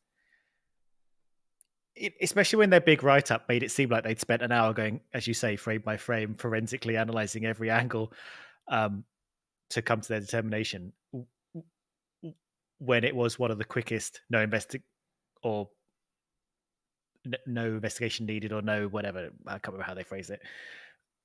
And I also think, and I can't tell what the stewards are doing this year, if consequences are part of the ruling, or whether it's the actions that matter, whether or not there are consequences or not. Because as far as I could tell from that turn one sprint incident, Lewis barreled into turn one way too fast and out of control, and only managed to turn in because he hit Alonso, which just to me seems like a penalty worthy thing, whether or not Norris got knocked out or not. It just seemed like he was, and I know they treat like turn one, lap one, first few corners a little bit differently to the rest of the race, but it just did seem like Lewis was over enthusiastic and out of control, and could have caused all manner of accident, and he just happened to sort of be saved by the fact that Alonso and Stroll were already in the middle of having their own accident, in my opinion. Yeah, I mean, I read that. That's what I'm saying. It's not as simple as, from their point of view, what they're saying. It's not as simple as Hamilton just steaming in and it being, Bottas bowling like Hungary a few years ago. So just very quickly, they said the video evidence, it appeared there was at least 3 collisions, first between Alonso and Stroll, and then between Hamilton and Alonso and Stroll, and then Norris. While it appears to us that the incidents began with cars 14 and 18, the sudden fast arrival of car 44 contributed to the various collisions. However, we were not able to identify one or more drivers wholly or predominantly to blame for the various collisions or any one of them. Also keeping in mind that this was in turn 1 of lap 1, where greater latitude is given to drivers for incidents. We took no further action. Also bearing in mind, teams and drivers were the one who wanted a bit more lenience at the start of races. So we'll move on, because that's in the sprint, so it's not really... Sure. It's not irrelevant, but it's not really necessarily relevant today. Very quickly then, let's get through the last few. Sorry, Alpine. You did score a point today. I apologise for doing Haas first, but it's just the way you're written on my notes. I'm sure Alpine will be very devastated to hear. Esteban Ocon, a point. Yay. Also predicted him in my bold predictions a point, so just saying. Gasly P12, awesome. Awesome fight. I saw somebody say earlier the French Civil War. Which was nice. Through that first couple of laps, through turn 10, 11, 12, 13, 14, 15 and 16, they were side by side, a bit of rubbing. Nobody was stuck in the wall like we saw occasionally with Ocon and Perez, or some might say quite often with Ocon and Perez, it felt at times. Really lovely scrap by those two. Respectful, aggressive, fair. That's what we want to see. So well done to them for making that first lap. Actually, the first lap full stop was quite chaotic, wasn't it? And quite fun to watch. So absolutely brilliant. So loved that. Always good to see Ocon and Gasly getting their elbows out, because they're both very good at that. Virtual safety car stop for Ocon on lap 22, and he had a good fight again late on with Alonso. Late move to defend, and that was late, as I said. So I don't want to excuse him or whatever, but or try and poke fun at it, but Ocon does tend to do that, doesn't he? So not a great surprise that he moved late, but I think it's it's hard, fair racing. He's not caused Alonso to do too much swerving to avoid it, like we saw at the past when they were at Alpine together. But late is late. But just a really enjoyable fight between those two, and I think they will be. We talk about Mercedes not being where they want to be, and maybe I say content. Some say there's no way they're content with that, and Alonso's not really happy P9. I actually think, given the start to this season, Esteban Ocon and Alpine are going to be absolutely over the moon with P10. That's going to be like a win for them. Oh, absolutely. After the start to the season to be honest, they have been consistently moving their way up from absolute worst of the worst into a position where they're sort of lower midfield to actually getting themselves legitimately into a point today has got to be, a great feeling. I'm not sure how high they'll get or how well they'll do compared to everyone else by the end of the season. But clearly they're able to move this car forward, which is kind of like one of the best things they could hope for after starting out so very far behind and with such a bad car. Hopefully more points to come. Maybe they'll have an interesting battle with the Haas and maybe the RBs as the season goes on. We'll see what they can do. But and I really loved that battle on lap 1. How they didn't come into much worse results from that. I really thought one of them was going to hit the wall. I think there's something about Esteban Ocon and his teammates throughout the years. Doesn't matter what team he's racing in, there does seem to be just kind of argy-bargy battles that often end in tears one way or another. So I was very glad that this didn't end that way, and they sort of kept it all together. I'm pretty sure they did touch a couple of times, but they kept it all in one piece. That was great fun. And even Martin Brundle was shocked into silence for a couple of corners because he just didn't expect battling to go on through that wiggly section. Yeah, he went all David Tennant at turn 14, 15, didn't he? What? Yes. Doctor Who back next Saturday, just to let you know. Very exciting. Yeah. And Eurovision this week, of course. Sorry, that's... Welcome to the Sean Goes on Random Tangent word. Great stuff from Alpine. And that, it's a point. It doesn't sound amazing, but in that fight, that come the end of the season, that could be absolutely massive for them in the championship. Of course, the Constructors' Championship, if you're new to F1, pays the prize money. So it's a big one for Alpine and great stuff. And just a word from Warren there in chat says Alpine have finally managed to finish their new Concept 24 car with these upgrades. It was half a finished car before this. So there we go. Thank you very much, Warren. Last two teams then. Williams, sorry. Where were they? Albon P19, Sargeant DNF. We've already talked about Sargeant Magnus. We'll not get back into that one again. I think Sargeant actually, potentially controversial take. I don't know, but actually I think overall, today aside, one of his better weekends. I think actually, he out qualified Alex Albon for the sprint in sprint qualifying. Raced all right. Seemed to have some decent pace. Wasn't a million miles away from Albon overall. And I actually think did all right. So I will give him some credit for that one. Obviously the weekend, no points, and it all kind of fell apart for him after the incident with K-Mag. Alex Albon, first to pit actually out of all the drivers on lap 10 for the hard tyres. Overtook Stroll, but Stroll came back. Albon completely moved off track, but did give the place back. That's how you do it. Nice late fight as well with Stroll again for P13, but that's when he went off track, and that resulted in a penalty. Albon actually lost a place to Zhou in that moment. Had a big lock-up defending from Ricciardo, turn 10 on lap 54 and went straight on and had to pit for some soft tyres because he just flat-spotted the life out of them. But really didn't destroy his race. Just very disappointing for Williams today overall, and actually this season they've been a bit disappointing, but they did have a spare chassis which they didn't need in the end, so that's something. And Sauber, brace yourself for these notes. Bottas started on the softs and pitted for hards on lap 11, and Zhou did a safety car pit stop. Pretty much it. Yep, that's the race that they had. They were there. Yeah. Zhou did 29 laps on the softs though, so that was a choice. Let's see if I find a quote. Let me just try and find something. Zhou, today we tried everything we could. It was a tough race that felt quite similar to yesterday's sprint session with a good first stint. Unfortunately, I found myself stuck behind Albon, and while I was able to leverage our corner speed advantage, we simply couldn't match the top speed of the Williams. They were struggling on the straights, even with DRS. Yeah, still working hard. I will say on them, both their pit stops seem to go well. So they're all their pit stops did, so that's something. Bottas was good to try something different with the strategy today, given the position we were starting from. Unfortunately, timing the safety car didn't quite work for us, so they've been affected by that one. Didn't have the pace we thought we would have, so eventually there wasn't much we could do to progress through the field. So not great at Sauber, but they were affected by the safety car. And at Williams, Albon says we struggled with grip all weekend. Excuse me. Then tried to do a long run on the tyres, which didn't work. Probably one of the most challenging races I've had with the team. Wow. So we need to go away and understand why it was so difficult. It's true. We didn't have bad pace, but the cars behind us were all on new tyres, so I was the backstop, for everyone else, and you can't backdrop. Can't really hold off cars on 20-lap newer tyres than you. Fair enough. And Sargeant, disappointing way to end my home Grand Prix. It was a decent race up until the incident. From what I could tell, Alex and I were both missing a little bit of pace today, but still fighting on. Nonetheless, it's been a positive weekend from the moment I got in the car in FP1. I've been able to get the most out of it. There are still little things to improve on, but generally I don't feel like there was much left in it this weekend.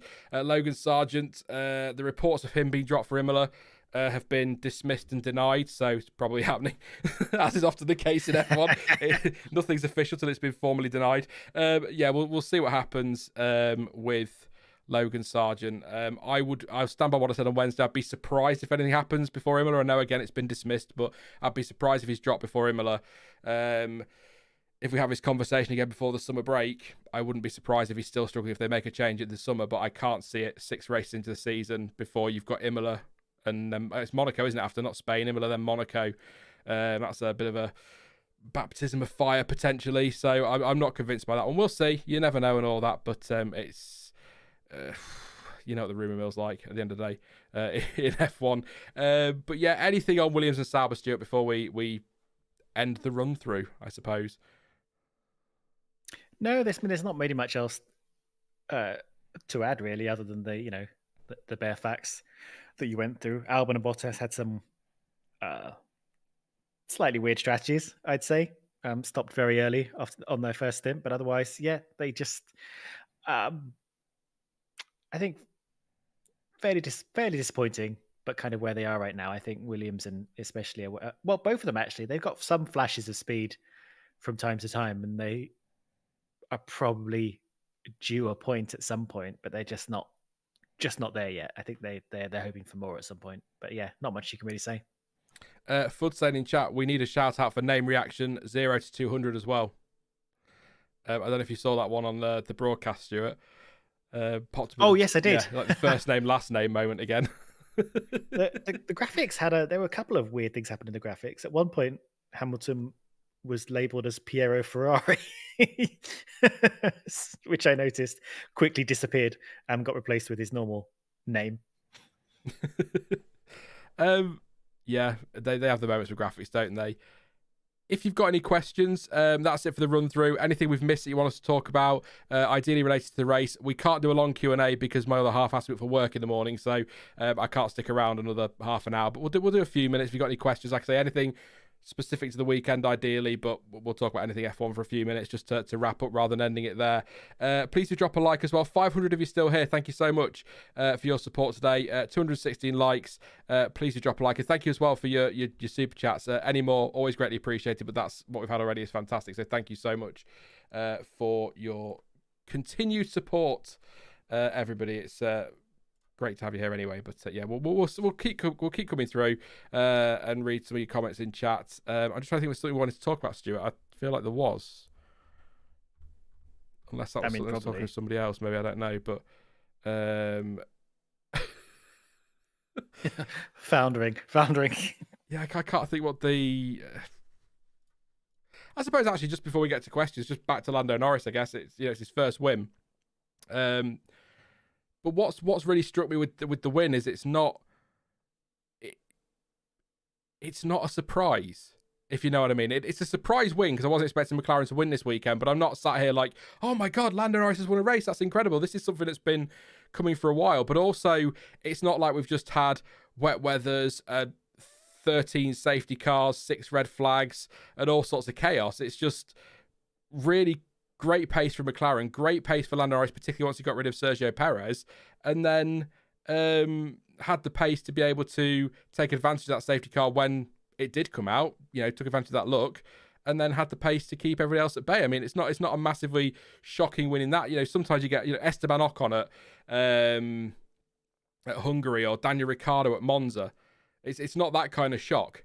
And I don't know if that's because everyone's been expecting Lando Norris to win for a while, or whether it's because McLaren are just so much better than they were, or maybe a combination of the two. But it's really incredible. And like you said earlier, Stuart, the fact that when you compare where they were 12 months ago and they're winning today, and we're also disappointed that Piastri wasn't on the podium. I mean, remarkable turnaround for a team that for so long has just struggled. So, yeah, that's really the point I wanted to make on Norris, was just the lack of, again, not surprise because I wasn't expecting McLaren to win, but shock.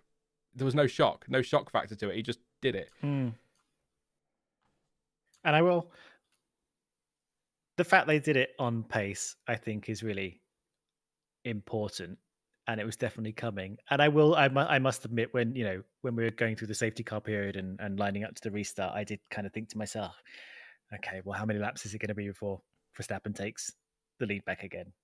Even though we know Verstappen had a slightly weaker weekend than normal. That is the default way to think. Oh well, how long is it going to be till situation returns to normal? And actually, no, it was really great to see that they still had the pace. They had better pace than the Red Bulls and were able to claim it outright. I really enjoyed seeing that, and it's what we kind of really need as a sport, is to people to kind of prove that they are closing that gap to Red Bull one way or another. So yeah, really impressed with them. I'm really happy to see that they are the force that they say they are. Thank you to Nick for your super chat. Says, and here's a stat for you, Stuart. Lando took his first win on his 16th podium, which is the same as Jean Alesi, Mika Hakkinen, and Eddie Irvine. Amazing how history repeats itself. Lucky 16. Thank you very much, Nick, for your super chat and your continued support, mate. That's a great stat. Johnsy says, shout out for Lando's nose plaster. I did think it was on the. Can you remember? We'll go back even further now. Damon Hill, Belgium 98. How can you forget? That win for Jordan, their first win, and all of the pictures he still had his tape in, where his radio earplugs would go. His earplugs were. Yes. And it's just every picture had them in. Poor Lando, his first ever win, every picture is going to have that thing on his nose. I don't know if it's plasters or stitches or what, but he's got that on his nose. You're just like, oh, for goodness sake. Poor guy. And Warden says, is the next race next weekend or we're waiting a week? We're waiting a week, Warden. It's a back-to-back though after that. So it's week off next week, and then it is, I think I was wrong earlier when I said it, wasn't I? So it's not Imola and Spain, it's Imola and then Monaco, which feels early, but I don't think it is. No, Monaco's always on Ascension weekend, isn't it? Yeah.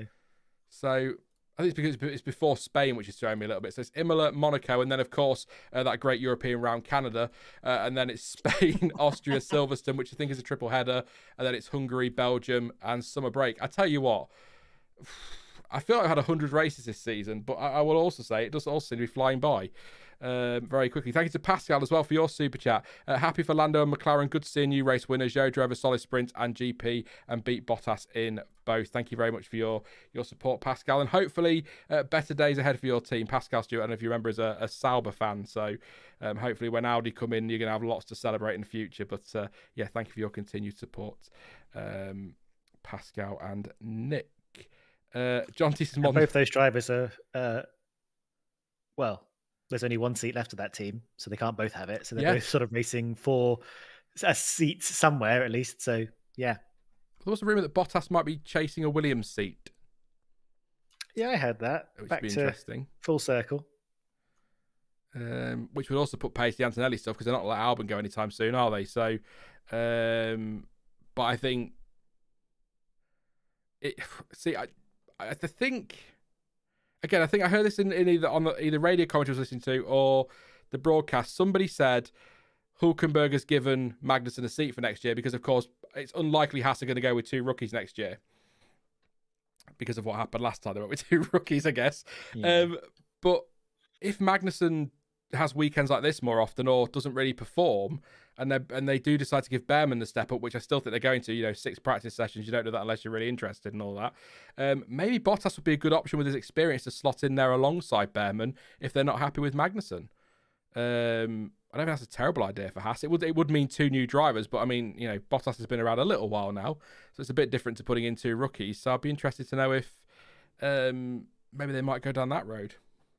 Maybe, but otherwise I don't see where Bottas is going to go. I think that would be a good shout for them. I think Haas still need an experienced driver in there while they're in their coming on to 10-year-long development phase. I think going with 2 younger drivers or rookies is a bad shout. And to be honest, I think it's time to get rid of Magnussen. I think it's time to send him out to the farm where all the old drivers go. Alex, thank you for your super chat. It says happy Cinco de Lando. Thank you very much for your super chat, mate. Appreciate your support. I'd be very glad to see Bottas at Haas, says Vesk.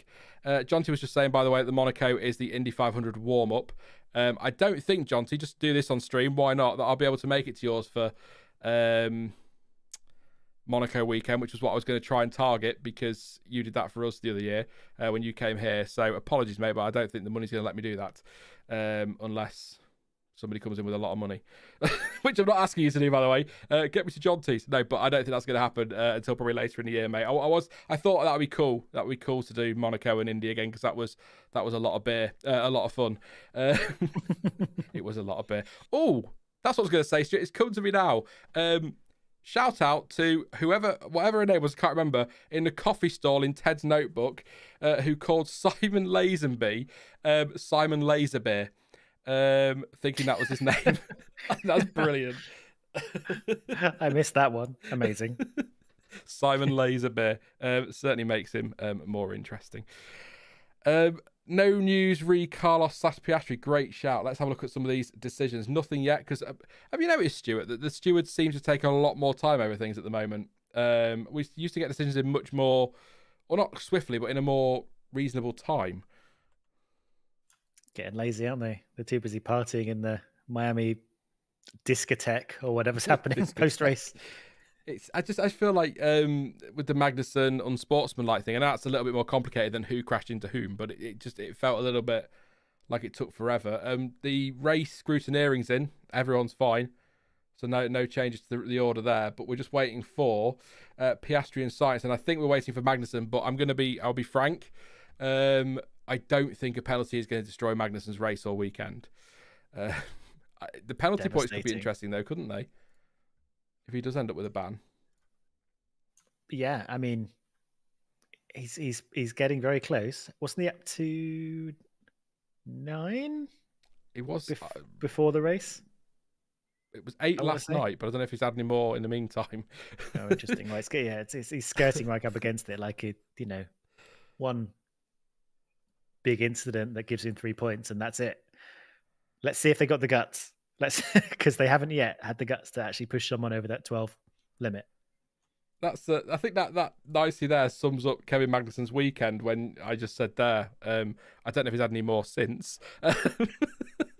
He could have had loads overnight for all I know. Absolute bonkers.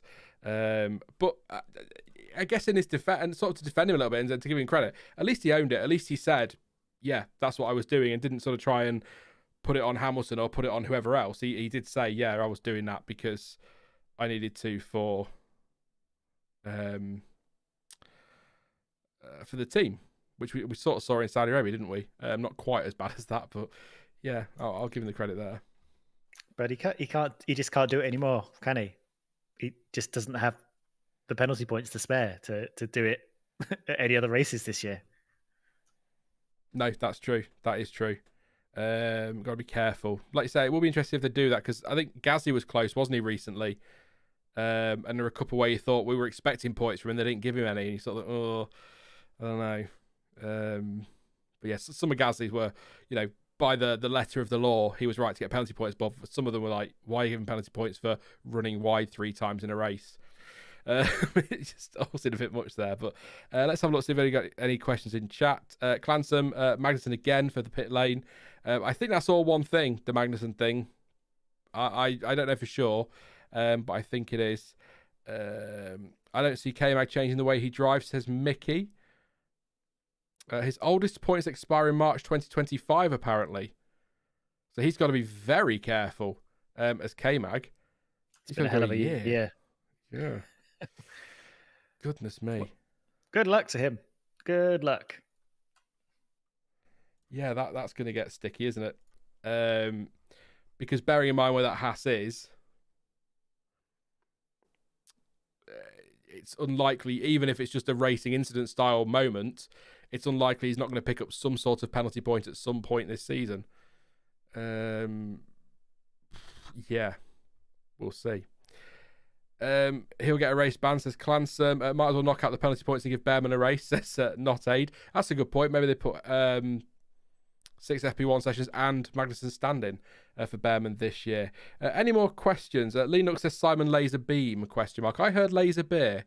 I might be wrong. If it was Laser Beam, it's still cool, but I thought I heard beer.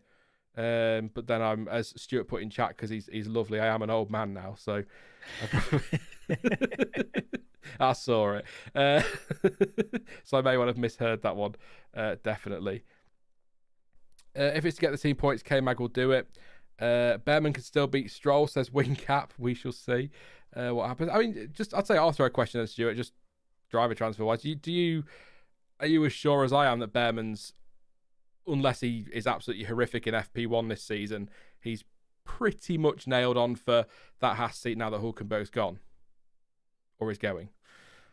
Yeah, I mean that's the accepted wisdom, isn't it? I can't see anything else changing. He's obviously not going to Ferrari, so that's the obvious place to go. And Sauber is no longer a sort of Ferrari junior pipeline anymore. So yeah, that with his 5 FP1 slots, it just everything is pointing towards you are going in this car next year, maybe even this year, depending on how K-Mag does. So yeah, that's unless he entirely F's up his Formula 2 season somehow. Yeah, we have some decisions. Finally, just in time. Lance Stroll's decision is in. We knew this one anyway. 10-second time penalty for leaving the track and gaining a lasting advantage. Video, team radio, blah, blah, blah. Evidence, blah, blah, blah. Car racing, left the track at turn 1, overtook car 23, Alex Albon. thereby gaining a lasting advantage. Stroll did not thereafter give the advantage back, which is a breach of Article 33.3. 10-second penalty. No penalty points. Kevin Magnussen. Oh. Brown trouser. Squeaky bum time. Stewards review positioning, marshalling system data and all of that business. Car 20 was attempted to pass Logan Sargeant at turn 1, and then again outside of turn, and finally through turn 3, we know that one. Per the driving standards guidelines, in order for car 20 to be given room for an overtaking attempt on the outside, car 20 needed to have the front axle at least alongside the front axle of the other car at the apex of turn 2. It was clear car 20 did not have this. That's fair enough. Yep. Further, if this is looked at purely as an overtaking in the inside of turn 3, car 20 would have also had the right to the corner by the standards of an inside overtake. Car 20 was therefore wholly to blame for the collision that occurred, and they have given him a 10-second time penalty and 2 penalty points, which takes him to a total of 10 for a 12-month period. He is right on the bubble. I'll just read that again, just because I don't think I quite read that right, and I don't think I understood what it meant. Bear with me a second. So his front axle was not alongside Sargeant's front axle at the apex of turn 2. So that one is obvious. It was clear. Yep. Further, if this is looked at purely as an overtaking on the inside of turn 3, Magnussen would also not have had the right to the corner by the standards for an inside overtake. Even if this was viewed as a sequence of corners or a chicane, the decision remains the same. Per the guidelines, priority will be given to the first corner, and if you do not have the right to be given room, then you do not get the benefit for the next corner. So am I reading that as they feel because he wasn't far enough alongside, he should have conceded that battle by turn 3 and then come back later for another go? Is that sort of roughly what they're saying there? That seems to be how it reads. It sort of reads that the judgment on how far alongside Magnussen is taken not at turn 3, but earlier on. I can't tell if they're saying about turn 1 or turn 2. I think they're talking about turn 2 into turn 3, and essentially he wasn't alongside through turn 2. So as it was a sequence of corners, Sargeant wasn't necessarily aware of him because he wasn't alongside on turn 2. So it was what it feels like. I don't know how I feel about that necessarily. I think wholly to blame is still maybe more than I would have given it, but I kind of sort of see what they're saying. I'm not sure if I've read this kind of explanation before, where they're viewing like a sequence of corners as like a sort of one entity, and you have to sort of be alongside at the beginning of it for you to be given room at the end of it. Is that what you're reading too? I think so. I've tried to read it again, and I'm not. Yeah. We know about the front axle. That's not in doubt. There's no. Yeah. If this is looked at purely as an overtaking on the inside of turn 3, car 20 would also not have had the right to the corner by the standards for an inside overtake. Even if so they're doing both, aren't they? Yeah. So they're saying even if you just take turn 3 in isolation, he wasn't far enough alongside, and even if you view it as 3 corners in a sequence, he wasn't far enough alongside. So that seems, I don't know. If they're comparing it to driver standards and all that kind of thing, and what it says there, then that seems open and shut, I guess. But I would, in the Stewart's book of driving standards, I would have been given a bit more leeway to how much you have to be alongside.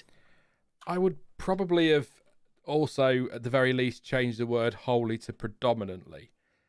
I think wholly, so I totally get the reasoning, and I fine, the penalty's there, but you can also argue again that Sargeant could have left some space or checked he was there, and I think Magnussen predominantly, but to say absolutely 100% he's completely at fault, I'm sort of Sargeant could have left some space, but it is what it is. Like I say, it's not. It basically means that Magnussen goes from 18th to 18th because he was 11.4 clear of Albon, so it changes nothing. And I don't think really, given what's happened this weekend, K-Mag is really going to care. Interesting. No. The pit lane one is up now as well. Oh, is that out now as well? I've not got that one just yet. So he hang gets on. a drive-through penalty, which is 20 more seconds added to his race time. Okay, Haas changed his result then. Disaster. Oh, is it this? Oh, here we go. Yeah, sorry. Car 20 entered the pit lane during the safety car period, did not change tyres as required under Article 55.11 of the sporting regs. Team admitted that was an error on their part. There was no precedent for this particular infringement, so in order to remain consistent with other infringements of that article, they impose a drive-through penalty. So, 55.11. Well, to quote Homer Simpson and the Mr. Sparkle advert, that didn't tell us anything. Hang on a second. Oh no, I didn't want to do this. Sporting regulations, 2024. Why do I have this on my PC like a loser? Because we're always here. I got them too. I've got them too. 55.11. 54. We're nearly there. Under certain circumstances, the clerk of the course may ask the cars and the safety car to use a pit lane. In these cases, the signal to use a pit lane will be displayed before the start of the pit entry road, and all competitors will be informed using the official messaging system. All cars must then enter the pit lane, drive through it, and rejoin the track. Any car entering the pit lane under these circumstances may, however, stop at its designated garage area. A penalty in accordance with Article 54.3 will be imposed on any driver who fails to enter the pit lane when required to do so. Other than when the cars and the safety car are required to use a pit lane, no car may enter the pits while safety car is deployed unless it is for the purpose of changing tyres. There you Every go. day's a school day. I will be honest, I've not read these cover to cover, so I didn't know that was a rule. So it's nothing to do with that penalty then. It was that information I was obviously wrong, but that's interesting. So you cannot come into the pits under a safety car unless it is to change tyres or I assume you've got like a mechanical issue as well would be a reason to pull in. So, and even then you may still have to change the. That's interesting. No penalty points, no wing cap, no penalty points for that one. Unless I've missed something. No, there isn't. So, yeah, seems to be a team error. I know it's late. I'm just clinging on in the hope that we might get the Sainz Piastri one if they're starting to filter through now. Because that's the thing the one people are waiting for more than did Magnussen finish second to last or last. Yeah, nothing yet. No, keep an eye. Just give it a couple of minutes, and then we'll see what happens. If not, what will happen is I'll end the stream, and then I'll just put it out straight away. It always goes away. But that's, yeah. Did you know that rule was in place, Stuart, before? There's a part of it that feels like it rings a bell, but to be honest, things go in and out of my head all the time. I'm not shocked, but I guess it just doesn't come up, does it? I guess people don't unnecessarily go into the pits, especially during a safety car. So I guess it's not something that really rears its head that often. Yeah, it feels quite niche. Hopefully, then we will get this Sainz Piastri one because that one matters more than the Magnussen one. No offense to K-Mag, because that's for points and hefty points actually. Like I say, if Sainz gets 10 seconds, he would fall behind Perez. Hamilton, we dropped to 6th, I think. Tsunoda's too far back. Yes, we dropped to 6th place. We'll put Perez P4 and Hamilton P5, which is interesting. Yeah, I've any questions, chat? Just tide us over for 2 minutes, and then I might just let you go anyway, Stuart, and I might hang on a couple of minutes myself. But I don't know. Warren in the chat is right though from reading this regulation that this 55.11 that. If you come into the pits during a safety car and just change a broken front wing but don't change the tyres, then you would also get a drive-through penalty for that, is what it sounds like. Yeah, that's what I was pondering, because it's a bit like the transponder thing with the jump starts, which has changed now, of course, but it specifically states change tyres, doesn't it? But I think in fairness, most of the time, if you're changing your front wings because of contact, isn't it? You tend to change your tyres anyway. But it's a good point. I look forward to that cropping up in a couple of weeks, and Warren been like, "Told you, I warned you all." Does seem like a unlikely set of circumstances, I guess. Charles says should Stoffel have been driver of the day? Of course, always. AU wants to know, is the Sainz Piastri incident not a no further action? We're just waiting to get that officially official. It's just the results of the stewards' investigations are all sort of slowly trickling through. So I don't know. Sainz seemed more chill about it. Yeah, talking in the press pen than he was on the radio, but I guess that's just the nature of things.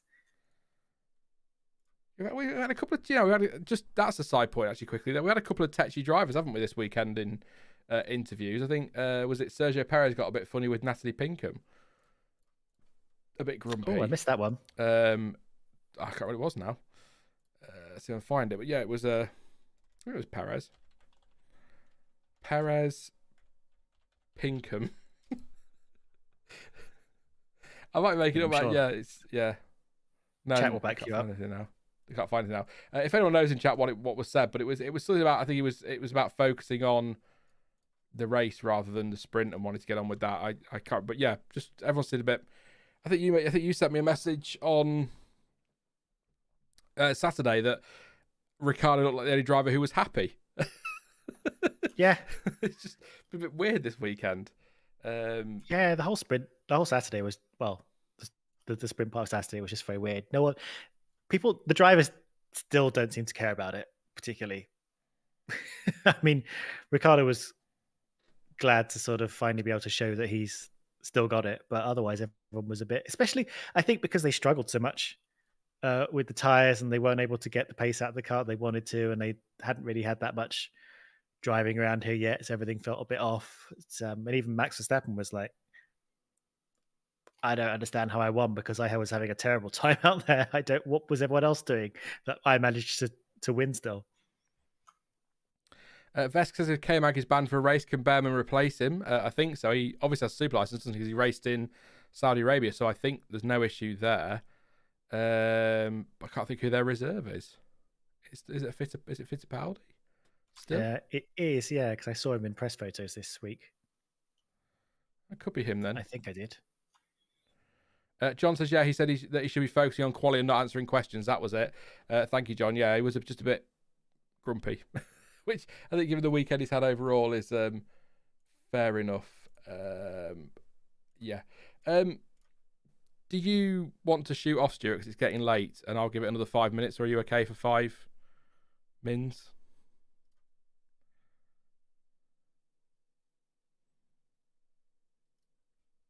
Did I help the button down for any of that? No.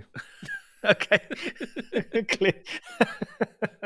I said I'm okay for 5. I can hang on and see how it goes.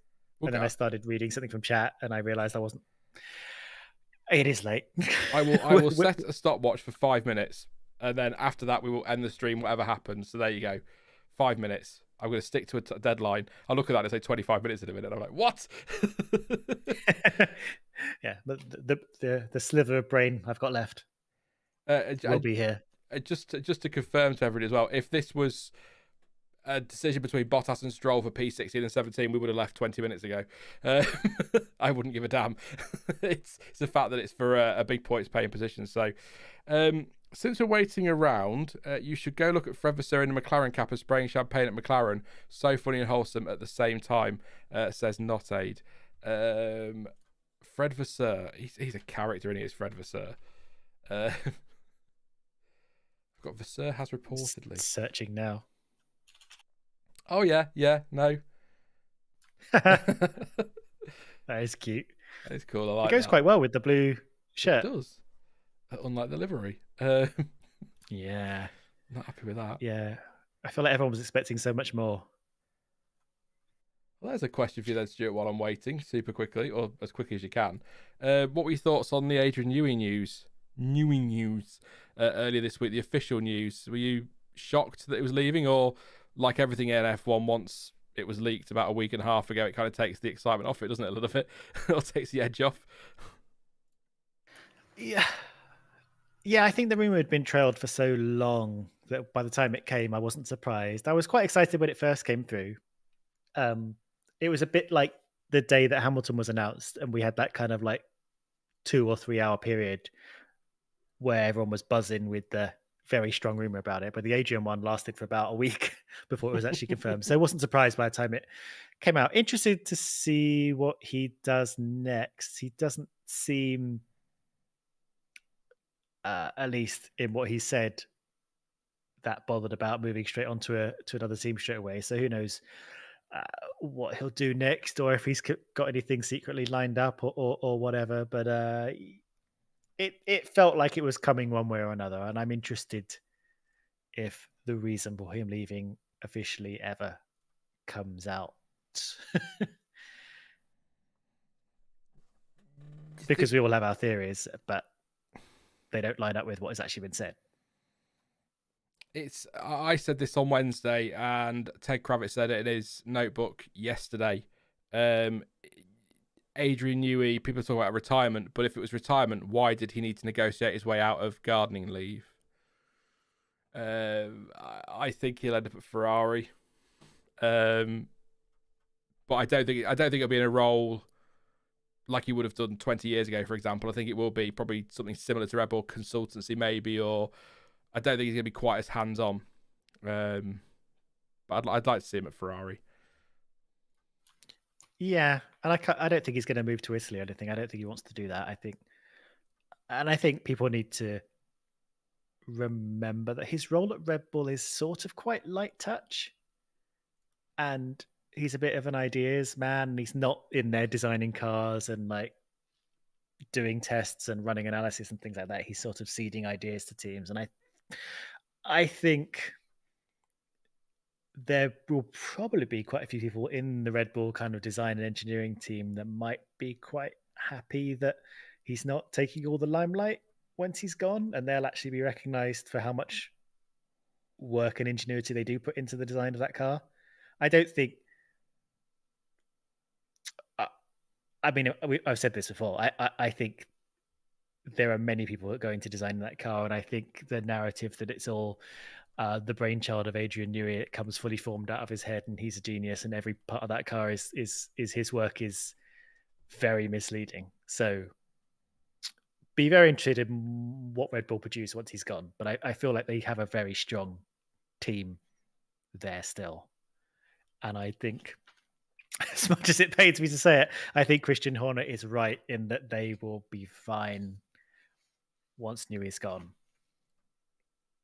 because the work's been put in to make sure they're still competitive and strong and making amazing cars. Still a hell of a loss, though, isn't it? Just having, I was saying on Wednesday, just having that that experience to turn to if you've got a problem that you can't resolve, having him there, that's a big loss, isn't it? I agree that they've got everything in place and they'll probably be okay, but it's still a big loss, I think.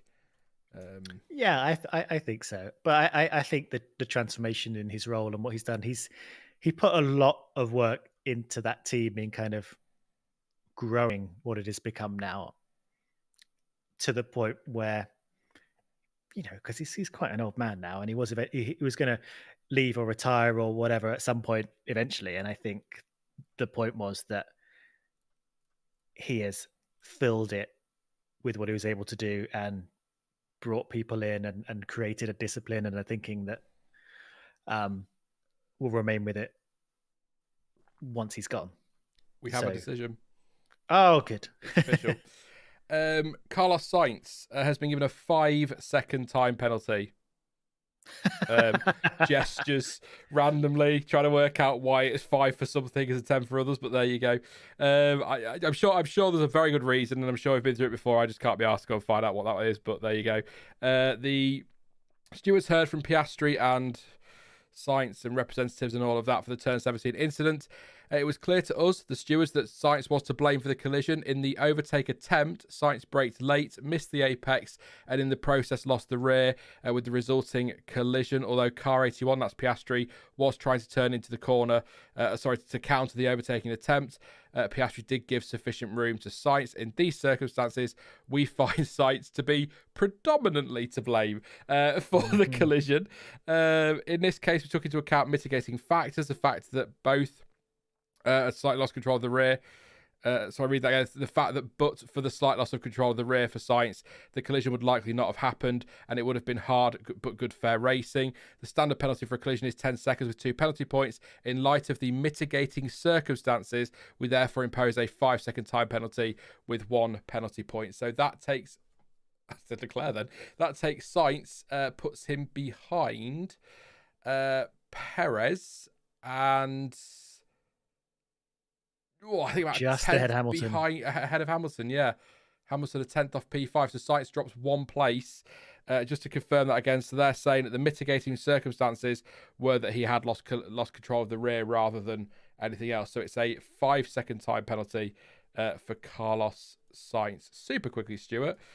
You happy is the wrong word. Are you okay with that penalty? Do you agree? Well, it's good to know they can give out a 5-second penalty if they want to. Yeah, I guess.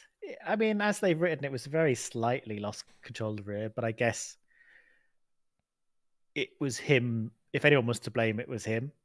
And again, this does feel like another ruling where it's the consequences that matter. Like if the same thing had happened, it had been a light touch that had hit like the front tire instead of breaking the wing, I feel like we probably wouldn't have got a penalty. I mean, I can't view into that dimension where that happened, but it feels like it was important that he broke Piastri's wing. Yeah. To me, it seems. Which again, I'm not necessarily against, but I want to know what are they doing? Are they doing consequences or are they just doing actions? But I'm not wholly bothered by this. I think, yeah, okay, fair enough, and it's a pretty small penalty, so yeah, fair enough. Yeah, he drops a place and loses 2 championship points, doesn't he? It's not destroyed his weekend, but I just summarise that again. Sainz was seen as to blame for the collision, so the stewards decided he was to blame. Braked late, missed the apex, and then lost the rear, and that resulted in the collision. They say Piastri was trying to counter turn and did actually leave sufficient room, so they were happy with that. They said that Sainz was predominantly to blame for the collision, but the mitigating factors was the slight loss of control by the rear, and they've said that if that had not lost control of the rear, then it would have been hard but good racing, and that's why they've gone with 5 seconds and 1 point instead of 10 seconds and 2 points because of the mitigating circumstances. But I suppose I'm not going to go into it now, but you could counter that with, but who lost control of the rear of their car? It wasn't Piastri, was it? No, it certainly wasn't. It's gestures randomly around the office. I don't know. It's 5 seconds. It drops him down to 4th place. 5th place moves Perez up to 4th place. So the championship table, 2 more points for Perez. That puts him 103.